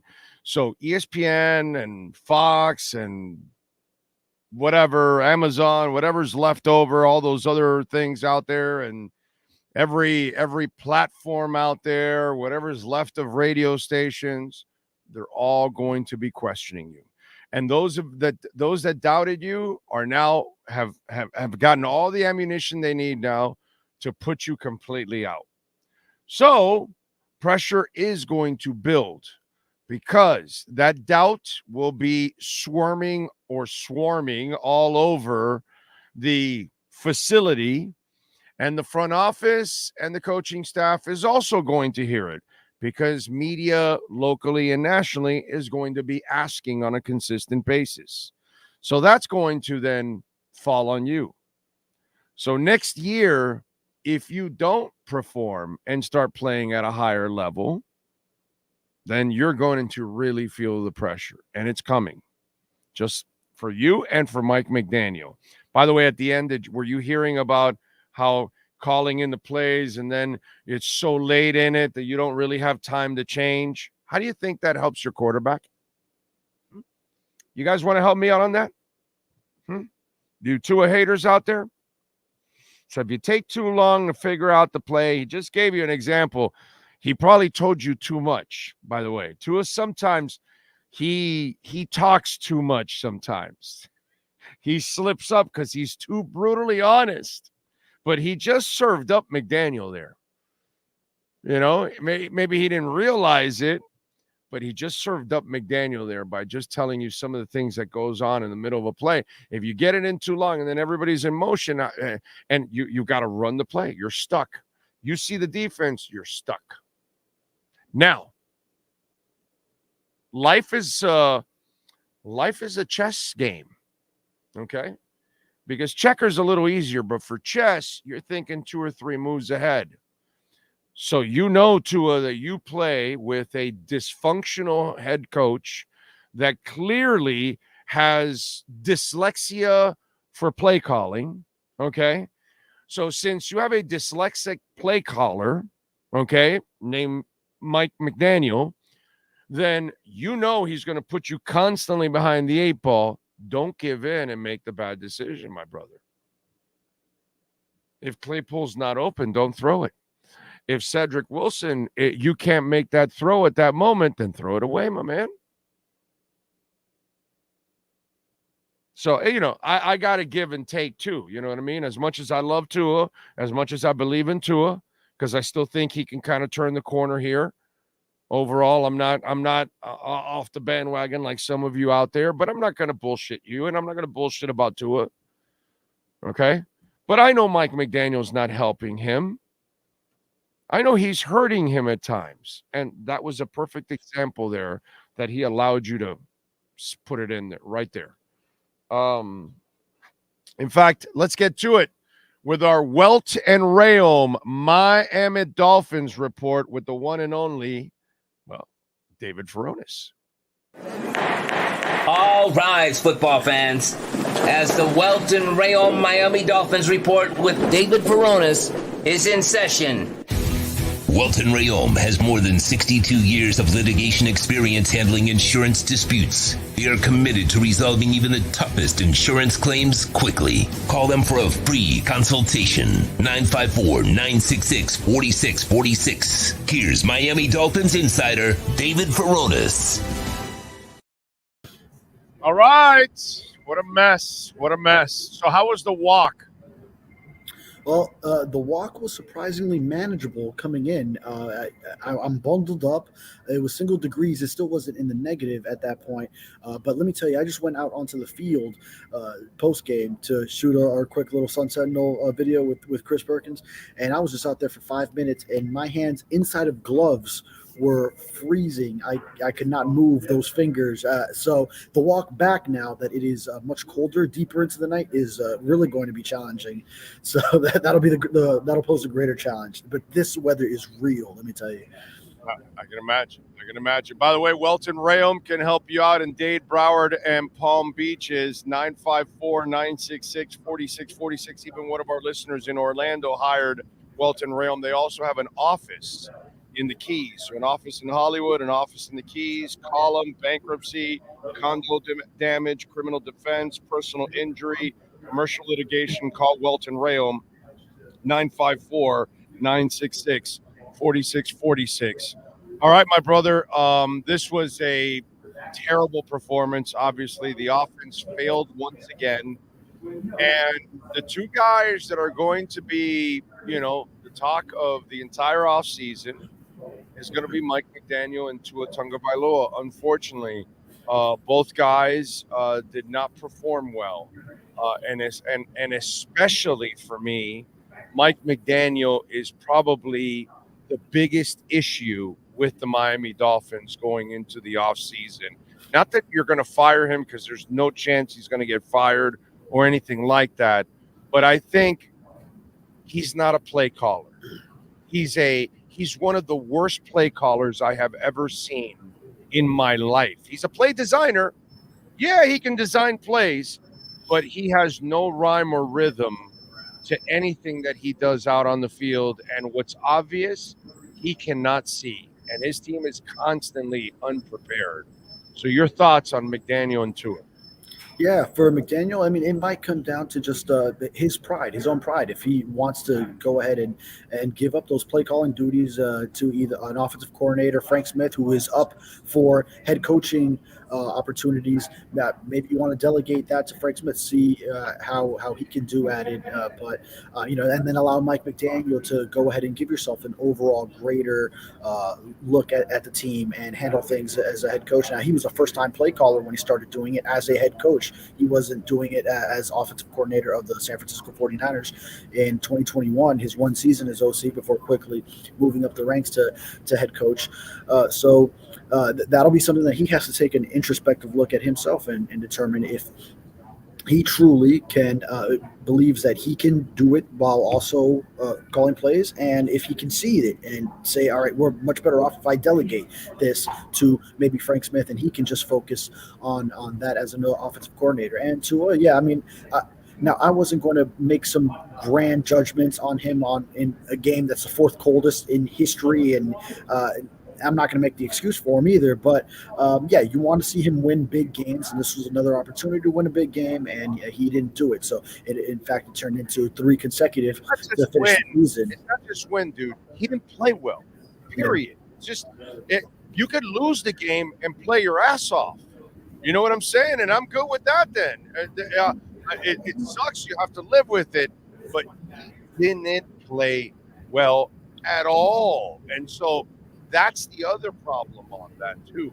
It's not so much you lost. It's how you lose. That's really my issue with all of this. Yeah.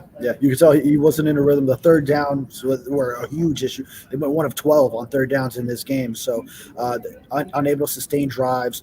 We saw it last week. The Bills dominated time of possession on the Dolphins, and then the inability to sustain drives is a huge part of that because it takes both offense and defense. Patrick Mahomes is playing in these same conditions. Sure, he's seen them more often, and I know the stats where him in below 40 weather and versus Tua, which Tua only had a sample size of 4 games, but he lost all 4 coming into this one. This is completely different, but we can't compare any of this. Do you know why we can't compare this? Because Andy Reid's team is not constantly shooting themselves in the foot because they can't get plays in on time, because they have pre-snap penalties, because they drop footballs, because they turn over the ball. Okay, that's the difference. This is the part that I would follow up with you. While Mike McDaniel helps your offense and play designing, he hurts your offense and your players by the same way too, because I tweeted it. You come out, right, in the one drive. You have 8-yard run, a 3-yard run, a 4-yard run, and a 6-yard run. You end up on 3rd and 1. What do you call? You get cute with a pass play to Mostert where Tua's he doesn't even have his fingers on the laces of that football. And so it's a bad pass. So you don't learn your lesson. 4th and 1, what do? You call another pass play. When, brother, your running game is killing them. Just run. Halftime. He tells Kaylee Hartung, we need to run the ball more. The first freaking drive of the second half. First play, incompletion pass. Second play, run. Mostert, 5 yards. Third play, there you go with an attempted pass that Tua then has to try to run because he got pressured for a yard. He doesn't help your quarterback. He doesn't help your offense. He doesn't have a feel for the game at all. It's just, to me, that's my problem with Mike McDaniel. He kind of hurts you. By the way, did you catch it in the press conference where Tua pretty much like trashed McDaniel without meaning to do it? Because he didn't mean to do it. It was one of those Tua moments where he was too honest. Did you hear about it? Did you pick it up? I was there in the room. So which quote are you referring to? So when he's talking about, well, we get a play in late, and then we're calling the play, and there's motion, there's no time to change the play. Do you think that puts your quarterback in an advantage or a disadvantage? Yeah. If you got the play in on time, and then he's got it, and now he has time to look and say, oh, let me change this shit right now. But you got it in so late, you're already setting the play, and if the right defense is there, you're done. So again, and this happens all the time where you don't have the play in on time. That puts your quarterback. I don't think Tua realized that he trashed the shit out of his coach with that statement, because he basically he didn't mean to, but like anybody with a brain is watching this game, seeing that he does this.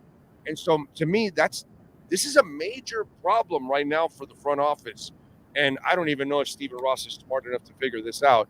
But for the front office, they have to see what's going on, that he's really incompetent, bro. He's incompetent. Yeah, and Tua was just relaying what he truly experiences, without realizing, that means Mike McDaniel is not getting the plays in quick enough, and this is a recurring theme now. I'm feeling deja vu just talking about it. It was a playoff loss last year in Buffalo, where the same exact thing was the biggest reason why, with a different quarterback with Skylar Thompson in, those plays weren't getting in quick enough. And then obviously that game, you had a lot of moving parts, the third string quarterback, other injuries on the offensive line, and new guys in there. But the complexities of the offense. You have an extra juicy story now that we just gave you. Right away, young man. Right away. Oh, yeah. Absolutely. A little bit of a recurring theme there. And as far as sticking with the run. Said it in that soundbite that it happens. And so that puts your quarterback at a disadvantage, which the average fan wouldn't pick that up. But that just shows you where McDaniel doesn't help his players. Yeah, and on the front of sticking with the run, then yes, sometimes Mike McDaniel gets too much into. He outsmarts himself, I think, in this way where he puts so much thought into what the defense is doing, and so if you just play that 8-man front, I'd have to look at what they were actually playing on the 3rd and 1 that you're speaking of. But I imagine he just didn't like the look, and then he'll always go away from that. And I think even like Chris Sims mentioned this, and our Dave Hyde has written it that it's when it's 8 in the box, then he's trying to pass. When it's the 2 high safeties, and he's looking to run. It's almost like the offense becomes too predictable with all of that. So I think sometimes go ahead and instill your will and go ahead and say, all right, we're going to do this, and now it's on you to stop us, even if you know it's coming. Like a great basketball player like Larry Bird at the end of a game calling his shot. I remember there's a story where he said, I'm going to code right to this spot, and you're not going to stop it. Sometimes go out and do that. You don't even have to go way back in time. Jimmy Butler, exactly. Yeah, that's right. He's going to drive to the hole on your ass, and you're not probably going to stop it because he's such a force. He's so strong, and his hands are vice grips that in the paint, he's unstoppable practically, right? So it's the same thing. It's what you're talking about. Yeah. So I'd love to see it if it wasn't so dependent on the look, and he just goes ahead and says, "Yeah, we're going to pound you with this rock," especially a game like this in these conditions. Then stick with that run, even if they're going to play the box because they know what's coming, but you have to be able to have the physical presence to do it. 2 weeks ago, I said it. I predicted it that we've reached a fork in the road with Mike McDaniel, and that next year we'll end up putting him on the hot seat if he does all this again. Okay? So we're now 2 weeks removed from that statement. If Mike McDaniel, please tell everybody out there that McDaniel will be back and so will Tua, because I'm trying to tell you, I know people want to fire McDaniel already and they want to move on from the quarterback. Both will be back, bro. Yeah. But my point is, next year is really important for Mike McDaniel, because if this same stuff continues and he doesn't make changes and he's the guy calling plays and all these mistakes continue and you continue to, sputter at the end of the season, I don't think he comes back, to be quite honest. Oh. I really don't. Yeah. I don't know if I'd go that far, but you and Perk on the same wavelength with this. Perk wrote that column that drew a lot of attention, a lot of negative attention from people. Now, he wasn't saying, okay, this puts him on the hot seat and now he's on the verge of fire. No one's saying that. No. If you read, if you listen to what you're saying, if you read what my partner Perk wrote, it's all right. Now we have 2 years where, okay, we already got the playoff appearance that happened last year. Now you need to advance further. You need to have a successful season, start making deeper runs, winning a playoff game, which the franchise hasn't done. And you're unprepared. And you're unprepared in playoffs. Some of the things you're talking about here, yeah, definitely. That Mike McDaniel needs to look at himself and figure out how he can coach and lead this team better. And if you're going into another season where the same thing happens, and yes, he already has the built-in excuse of the injuries this year and that you had to play this game in below zero temperatures, although you could have been at home if you just finished off with a 3-game lead with 5 weeks remaining and 3 minutes, 3 minutes and a 14-point lead. That was the only one you needed to win. A 14-point lead. Come on. Yeah. In fact, I think if you would have won that Tennessee game, and even if you lose to Buffalo at home, you avoid Buffalo. I think you would have had Pittsburgh in that scenario, while also being number 2.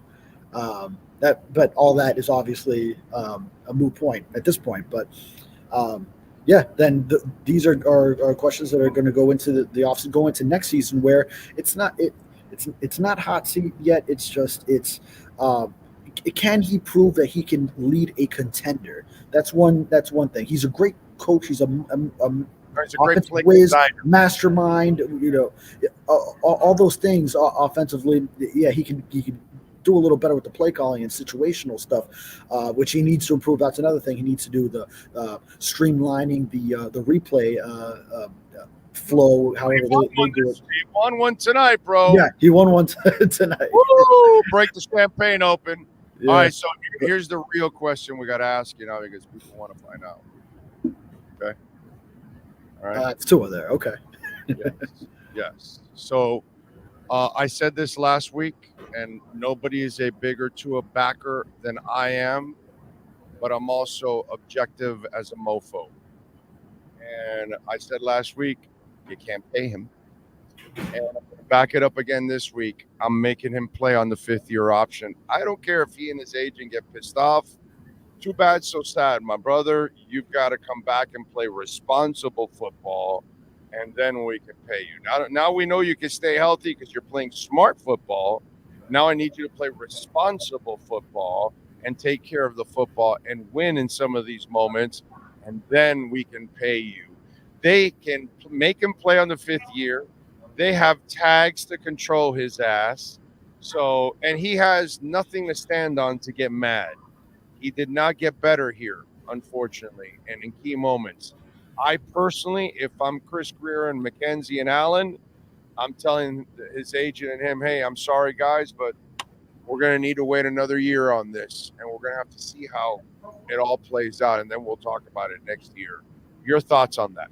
Yeah. Well, and maybe I could see them saying, hey, here's an offer that we'll give you. And it's not going to be the big money that Joe Burrow and Jalen Hurts and Justin Herbert have gotten. But if you're willing to accept this, okay, we'll give it to you. But if not, and you feel and you're going to get upset over this figure that we throw at you, then we're going to come back and have you on your 5th-year option and then see if it's going to be another prove-it year. And then if we could still take it another year after that with the franchise tag, so if we're going year by year. So, I wouldn't commit to certainly not the price tag that the top 5 quarterbacks are seeing. Yeah, and now he may feel, hey, I have done everything that you have asked of me. I took strides in year 3 under McDaniel with Tyreek Hill joining the team. And then year 4, okay, I still needed to prove that I could stay healthy for a full season. And then you check that off the checklist this year. Sure, but this team is about competing and contending at the highest level right now. This roster is built for that. Yes, this roster that we saw tonight has been ravaged by injury, so it wasn't what you ultimately wanted. Yeah, but the injuries weren't nearly as bad on his side of the football. That's the problem here. The injuries were terrible on the defensive side of the football, but on the offensive side of the football, your injuries weren't crippling enough that you weren't still running the football. Mike McDaniel, please run more. You know, you could have done more, unfortunately, but you didn't. So I can't blame you on the offensive side. There's not that many excuses. Yeah, he did just get Mostert and Waddle back for this game. They did miss the previous 2 games, but then they were hurt in that Dallas game, and then you won that one. So, and even when Mostert is out, you still have Devon Achane, who is a superior talent. I mean, the elite speedster, and that you can do. Who you didn't get into the game too much, and on his part too. Just he didn't have a big game. Jeff Wilson, you still have that. So even when Mostert's out, you have that combination. Waddle, that absence for a couple of games was felt, I believe, because then all the other number 2 options weren't getting separation. It was all on Tyreek. There was 13 targets to 3 for the next guy in the Bills game. So the offense became very dependent on Tyreek, who was hobbled as well down the stretch when those guys were out. But he had him back in this game. Yep. All right. What else are you working on the Sun Sentinel so folks can check you out? Yeah. Now the season has wrapped up. I have to find out what the Dolphin schedule is. This is the thing about the end of season is just it was either advanced and then you would have been covering another game, or now it's end of season stuff. So we're ultimately going to be looking at all the off-season storylines, diving right into it. What happens on the coaching staff and to the Tua talks. Christian Wilkins will go into a big off-season for himself. So I'll finish wrapping up this game, putting a bow on the season, and then we'll get to all the off-season stuff pretty quickly here. All right, my brother. Follow him on Twitter at David Furones _ and make sure you subscribe to the South Florida Sun Sentinel and support him and all the great writers there. David, safe travels, my brother. Don't freeze too much. Hang in Yeah. there. Yeah, I'm almost at the finish line here. I just got to get back to the car and then take the car back to the airport in the morning. All right, man. Be safe Yeah. out there, All my right. brother. Good season. Yeah. You got it. Thank you, sir. There you go. David Furones with our Welt and Rayom Miami Dolphins post-game report. Give him a ring, 954-966-4646. Let's go Venmo and Cash App. Send in your questions, comments there, insults, whatever. Cash App or Venmo, Cash Big O Show. And you can send in your Bitcoin or Ethereum donations there also at Cash App or Venmo, Cash Big O Show. Let me go to the Super Chats first. Since we went to the Cash App and Venmo last, let's go to the Super Chats, and then we'll go to the Cash App and Venmo. Micah Banma, thank you for the Super Chat, sir. Appreciate you. Appreciate the support. Mario is next. Big O, please explain why you don't think McClown won't be fired by Monday when Vrabel is on the market. Explain. Because they're not going to give up on the coach at this point in time. They're just not going to give up on everything and change systems and change everything up. And you would change everything about the team once you change the coaching staff. He may bring in his own defensive coordinator. He may not like Fangio. You know, you bring in a guy like Vrabel, he's like his own man. You know what I mean? So it just becomes an entire mess, and you're going to change the defense again. You're going to change the offense all of a sudden. It just won't happen, my friend. It's just, I get it. You're pissed off at McDaniel, or some of you are pissed off at Tua, and you should be, okay? Tua looked like crap, all right? I had a much higher expectations for him than what I've seen. So he clearly hasn't even come close to my expectations. And McDaniel has been an absolute disappointment. So I understand your feelings. I'm just giving you the reality. They're both coming back, okay? Now, next year, that puts them on a real hot seat if they don't turn the corner. That's my prediction. It's been my prediction for a couple of weeks. It'll continue to be. Next up, it is Mike again. Fangio was terrible this year, should retire. No, he wasn't, man. Dude, last week, they lost because a ball went off the helmet and a flukish thing at the end and a special teams. The guy really allowed 7 points on defense. You know, the offense really failed. Early in the season, they didn't know the defense. And then now, down the stretch, dude, Kohu, is it his fault that Kohu regressed completely? Because Kohu obviously does not react well to zone. He's a man-on-man DB. Zone for him, his reading and reacting, woo! Maybe he gets better next year, but I feel really bad for Kader Kohu. And is that Fangio's fault? Is it Fangio's fault that he loses his linebackers and his pass rushers to injuries? I'm not, early in the season, I was a little pissed with Fangio because it wasn't working and they didn't know his defense. But I'm blaming more the offense more than anything else. You and I are going to disagree on that one, but thank you for the super chat. Next up, that's it. We're done. We have caught up. All right. Cash App or Venmo. Cash Big O Show. That is Cash Big O Show. Cash App or Venmo. John Young, thank you for the love on Venmo. Big O, I smack big booties for breakfast. Listen to me. Tua and McDonald's are done. Fire and move on now. I feel your anger, my man. I just don't think it's going to happen. Hey, listen, man, doesn't mean I'm right all the time. You guys know that, okay? All right, we get a lot of shit right here, but we're not perfect. We're going to get some stuff wrong. And maybe I know Tua for sure will be back. I expect McDaniel to be back. But if any one of the two they would fire, it would only be McDaniel because they're in love with Vrabel or anybody else that's out there. Okay? But I don't think that's going to happen. That'll be where I stand. Isaac Harris, thank you for the love on Venmo, sir. Oh, Flores was an asshole and deserved to get fired, but would you rather have Tua or Jordan Love right now? Love the show. Well, the problem is that right now, Jordan Love has the better offensive coordinator. So maybe Tua would play better under LeFleur. That's my problem right now. I don't believe that Tua's problems are all on Tua.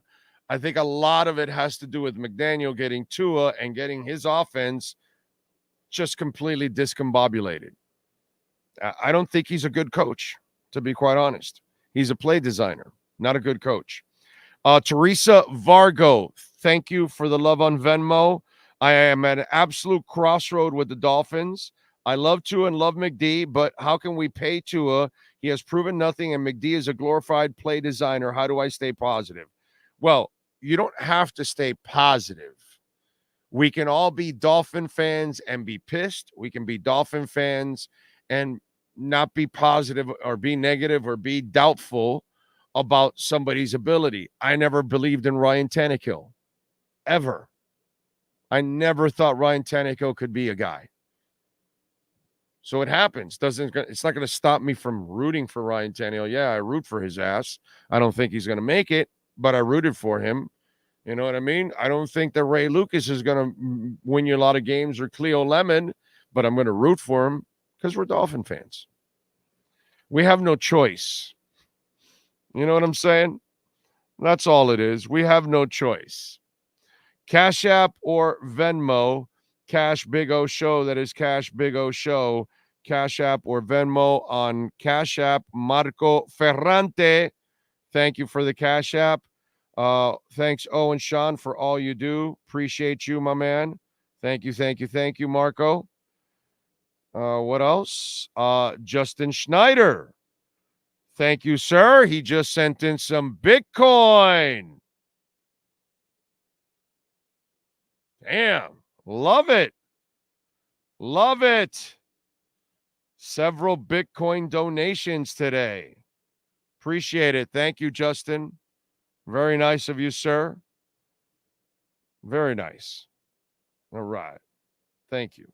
Cash App or Venmo, Cash Big O Show. And of course, you can always send in a Bitcoin donation, which is always my favorite.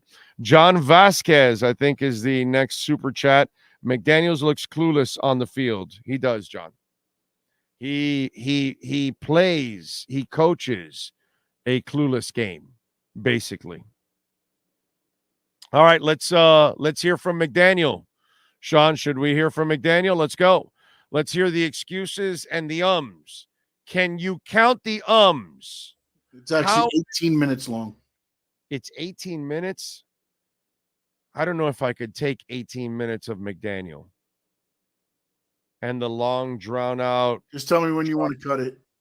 Yeah, I will. Once we're too deep into the bullshit, I'll cut it off. Let's go to McDaniel. Count how many ums from now to when I cut it off. Go ahead.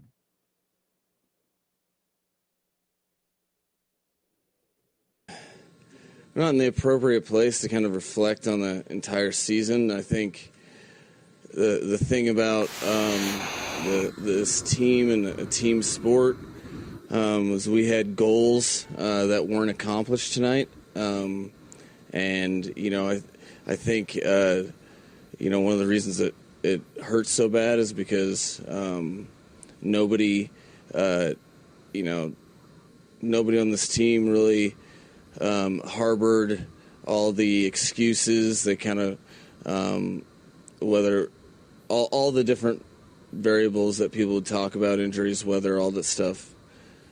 We came here to win. It didn't happen. We fell short of our goals. We had very strong expectations for ourselves. One of the reasons a lot of people don't put themselves out there and hold those expectations is because when you fall short from them, it's emotional, it's gut wrenching, and in terms of kind of categorizing the season or really other macro things about stuff moving forward, I don't think it does justice to the team in the appropriate way. We lost a game. We were 100% all in, fearlessly feeling as though we would win. But hats off to the Kansas City Chiefs. They beat us, outplayed us, outcoached us, all those things. And so that's kind of where my mind's at. It's hard for me to really, I'll be better answering that maybe during the week or whenever you guys next see me. But tonight's about tonight and hurt. No, I think the season's a journey. I think you're either getting better or getting worse. I think there's there's some good things and bad things, like there always will be. But I don't really look at it as like this offense is. That's a ever evolving thing, and what I do know is we'll be in a situation where we'll be trying to get better, and the same. I think we were a better team and a better, specifically talking about offense, than last year, and that's the point. I think there's a lot of things that we'll look at that'll have concrete, actual, solid information on what we can do, moving forward to get better. But that's the objective of the offseason, is you're trying to identify exactly what those things are and then improve upon that. I think, it's the, we would always like to be the best at and win all of our games. That's what we were intending to do. So there's a lot to learn from that. We'll get to,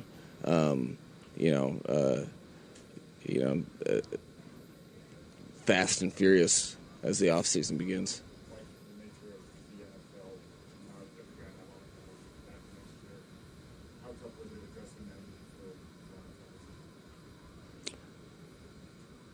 As tough as it gets, just because everyone poured their heart and soul into it. That is the nature of the business. That there's salary caps and there's just a lot of different moving parts.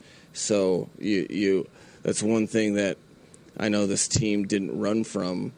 I'd kind of alluded to that idea the season before, and I feel like the team understood the gravity with which you have to approach each team that you're going to have. I can't take this. I can't take this anymore. I can't. Really, I can't. I can't take it anymore. It's just it's just babbling, and and babbles, and it's just babbling. It's just. And I thought Babel was to learn like another language. Yes, sir.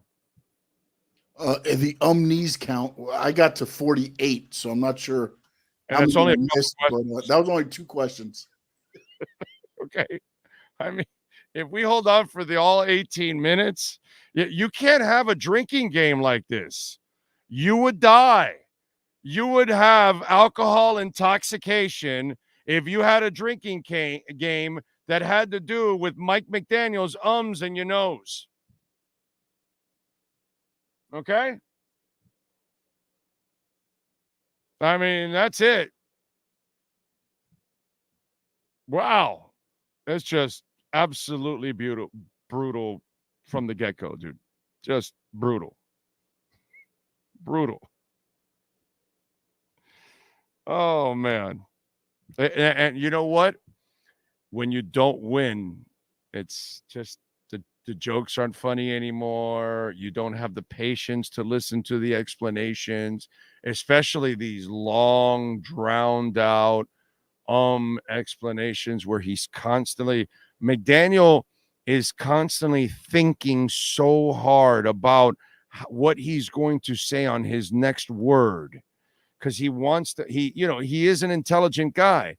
So he's going through his his dictionary in his mind, his thesaurus, and he is trying to find the words that are appropriate for that moment. And it's just this process that he has to then think about it and then deliver it. And it's just so robotic in a way and slow. And then that's why the ums are there, because you're thinking about the next word and you're buying yourself time and pregnant pauses and your nose and wow. All right, what do we got? What do yes, sir. Yes, sir. Well, What there's one super chat just came, but I got a question for you. Did you find it odd that he said, I'll have time to reflect on it and then I'll be able to talk to you next week or whenever I see you again? Right. Yes. Yes. Yes. Yes. Whenever I see you. Well, at that moment, it could be something that he just doesn't really, he's not really thinking about. So he doesn't really know his schedule at that moment. You know what I mean? Hey, I'll be at the Senior Bowl. I'll be talking, or maybe I won't be talking, or I don't know. And then again, there might be so much heat and so many bad questions outside of the closing, which he should be talking tomorrow, right? Or the next day. They should have their exit meetings. So he probably will talk one more time, and then you don't know when you'll hear from him again, at that point. All right, what super chats do we have coming in? Cash App or Venmo? I'll check it one more time. Cash App or Venmo, Cash Big O Show. That's Cash Big O Show. Living dangerously for everyone who wants to replace McD. I hear Ted Lasso is available. It might be a better option. John Vasquez, thank you, sir, for the love on the super chat. Can fire this guy? I'm confused. Thank you, sir. Edward Thurston, how? If we don't pay Tua next year, he will point out that, hey, I took you to the playoffs the last 2 years and I threw for more yards than anyone trade me. And he won't have a market like, so that won't happen. That won't happen. He won't even go against a bad play that's being sent in. So yeah, no, he'll go with it. He may not be happy, but he'll go with it. The Dolphins control this whole situation. So listen, they may decide to pay him. That's up to them. God bless them. If that's what they want to do, go ahead. I hope it works out because I'm a Dolphins fan. So I need it to work out. But personally, I have to say, I'd make him play on the 5th-year option. I'm sorry. And I'm a Tua guy. I haven't given up on Tua, but I have to go by what I see.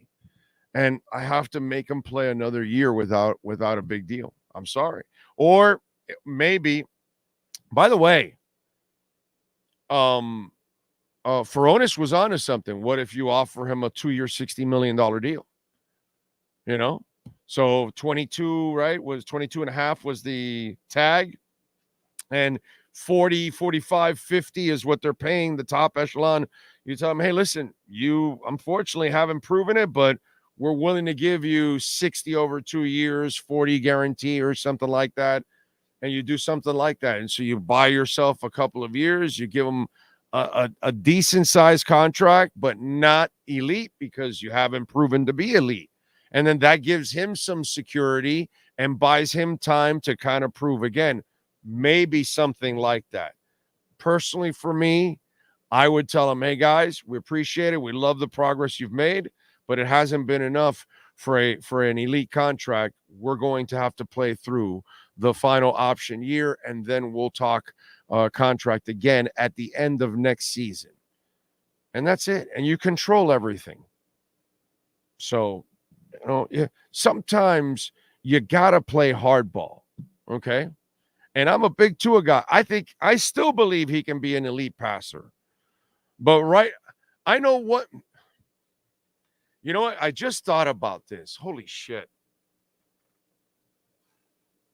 Not really good for me, by the way, as a Tua guy. Not really good for me that I just thought about this. Tua wasn't in a good place with flow.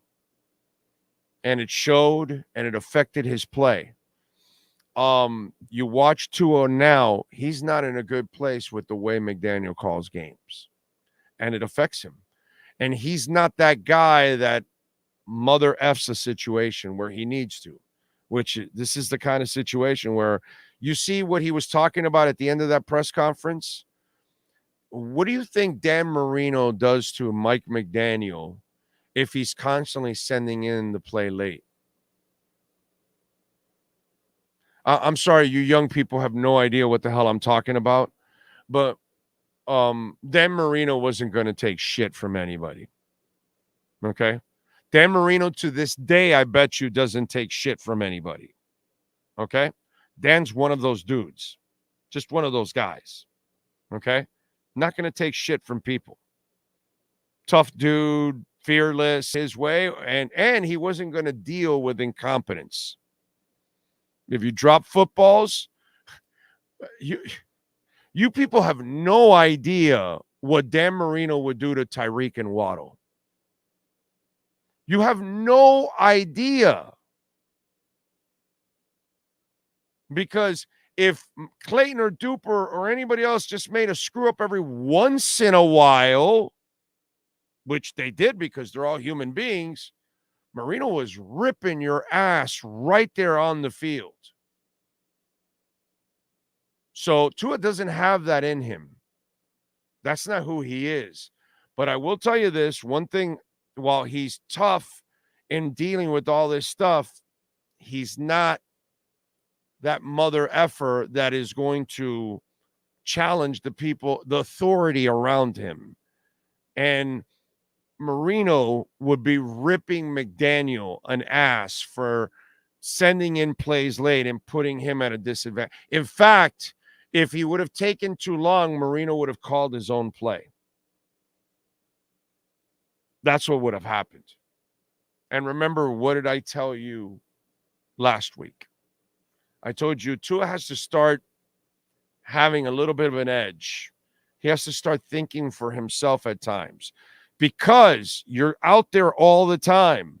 The guy on the sidelines doesn't really know everything that's going on, and everything has the same feel that you do. There's a reason why those of us that are older, we grew up, you don't know this at all, you youngins out there, but for us older people, we grew up with quarterbacks that didn't need an offensive coordinator. Let me repeat that again. We grew up with quarterbacks that didn't need an offensive coordinator. Hey, Dad, what's he talking about? Hey, big brother, uncle, what's the old man talking about? What do you mean? Everybody's got an offensive coordinator. What the hell's that idiot talking about? He's a liar, right, Dad? Ask Dad, ask Grandpa, ask your uncle, ask your much older brother. Jim Kelly called his plays, and Marino could call his plays if he felt like it. They had, but we had quarterbacks in the league like Jim Kelly just ran the K gun. He wasn't looking over to offensive. There was no speaker in his ear because they didn't have that shit in those days. We literally had guys, not all of them because all of them weren't elite, but the in those days, the elite, once you got to a point, they gave you the offense. They would send in a play, and you would look at it and go, yeah, this is not a good one. I'm checking out of this. I'm going to do this instead. It was a whole different world. So they taught you to be independent. You learn the offense, you learn how to call the game and all those kind of things. So then once you earned the stripes, there were a few of those guys that could, if they felt like it, they would run a 2-minute offense. And, that's it. You had a conversation with your coach on the sidelines. And then you came over to the huddle and you were on your own after that. Not everybody, but there were guys. We grew up with some of those guys like that. They stopped doing that because coaches now need to control everything because their jobs are on the line. So everything's dumbed down now. You know, now the kids in high school, we got all those signs all over the place. Nobody's thinking for themselves. The quarterback doesn't really know everything and all that. It's just different. It's a whole different ballgame. Because they don't trust them anymore. They don't want to give them that trust. It's their jobs. So they're so paranoid for their jobs. Coaches no longer will give quarterbacks the leeway. But unfortunately, you're going to have to sometimes, that's why I'm saying, you're never going to get back to those days. Okay, but you've got to be able to change a play sometimes. You've got to be able to say, but if you get in the play too late, it's hard to get out of it. And Tua talked about that today. And that's not a good look for McDaniel, by the way. Okay, I don't know if any of the writers really picked up on that one. I don't know if a lot of people picked up on that until we brought it up here on the show. But I don't know if a lot of people looked at it the way you're supposed to look at what he was saying. So this is a problem, man. Is Juan Castillo the next super chat, or is there another one? Oh, there's a Devin Jordan, I think. What else? Thurston Howell, I got. Let's see. Devin is Big O. You ever hear McDaniel babbling press conference and you wonder if he's just blowing smoke up your ass with all the excuses? Yeah, it's kind of like he's just dicking us along. Yes. Just filling in bullshit and just telling you what you want to hear with a bunch of cliches inside of it. Yes, that's kind of the way you feel. Yes. Juan Castillo, thank you for the love in the super chat, sir. Yeah, and that's our point. Find a QB to tell the head coach that's not my play. You have it or you don't. Can't teach that. QB season T since OB since 74. I got you. Thank you, Juan. Appreciate you. Next up, it is Dolphin Mark. Big O, can you explain how this team's sports science has helped this team the last 2 years, not counting freak, non-contact injuries? Resting guys week 9 has really helped us down the stretch. I just think it's mostly bad luck, dude. I don't think it's on the training staff. I've talked about it many, many times. Tua didn't have any problems this year. Didn't have anything to do with the training staff. Armstead got run into a bunch of times. So just freak things that happen, man. The Chubb one was, he shouldn't have been in there, but non-contact, just freaky shit that happens, dude. It's terrible. Terrible. I know it's part of our frustrations, and I get it, but I just don't look at it that way where it's that bad, where it's, oh my God, the training staff doesn't know what the hell they're doing. I just don't look at it that way, ladies and gentlemen. I don't. Venmo, Frank Preta. Once again, thank you, sir, for the love on Venmo. Cash App or Venmo, you can send in a Bitcoin donation. Cash Big O Show. What do you think changed from the beginning of the season when we had a fluid offense? By the way, I have never been able to get through Ronald McDonald's post-game interviews. Yeah. Well, some of the stuff happened when you were home, so you had a lot of explosive plays early on.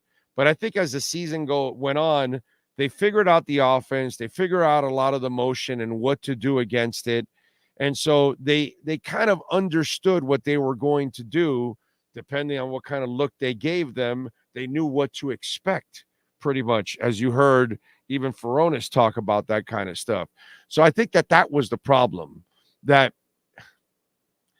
it's McDaniel, they figure you out, and then you don't have a counter punch. It's the same shit that happened with the Chargers.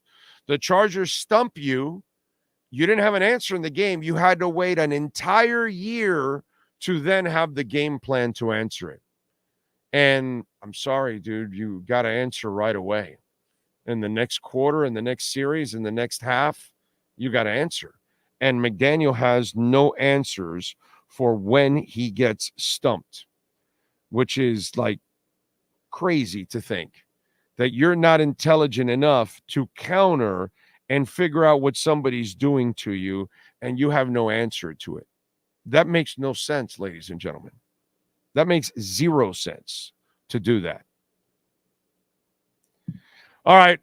We thank Sean Stanley, of course, the man, the myth, the legend that gets it done every single time on the platform.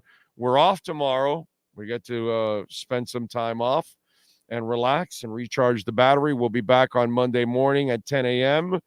We will focus on the Dolphin offseason. We will start getting ready for free agency and the draft and all of that as we talk about the rest of the playoffs. Obviously, we can now focus on the Heat and the Panthers, which is what usually happens in our town. We've got Inter Miami coming up with an exciting season. We got Canes basketball. FAU's playing well. So we got other things going on, but I'm sure we will follow the Dolphin offseason in a heavy way like we always do. We thank you all for following us. Remember, we're on every day at 10 a.m. live, Monday through Friday, except on Thursdays. Thursdays, we're on at 3 p.m. So appreciate all of you out there. However it is, you support us by visiting our amazing sponsors. Caneswear, by the way, caneswear.com. Use our code BIG010. You'll get 10% off there at caneswear.com. So visit our sponsors, making a donation, Cash App or Venmo. Appreciate all of you. We thank David Furones also. We thank our amazing sponsors for helping us out all year long. All of you out there, you be safe. I love you all. Appreciate you on behalf of Sean and myself. We'll see you on Monday morning at 10 a.m. Everybody have a great one out there. Much love. This has been the EJDconstruction.com Miami Dolphins postgame show on the Sports Talk 305 network. The show is mastered by Sean Stanley and Chad Show. From home to kitchen to bathroom additions and remodelings. Get in contact with one of the best contractors in the business. Call Eric at EJDconstruction.com. 305-433-4843. Please subscribe to our platform by searching Big O Radio Show on all digital avenues. On behalf of all our staff, we thank you for supporting us. Have a fantastic week.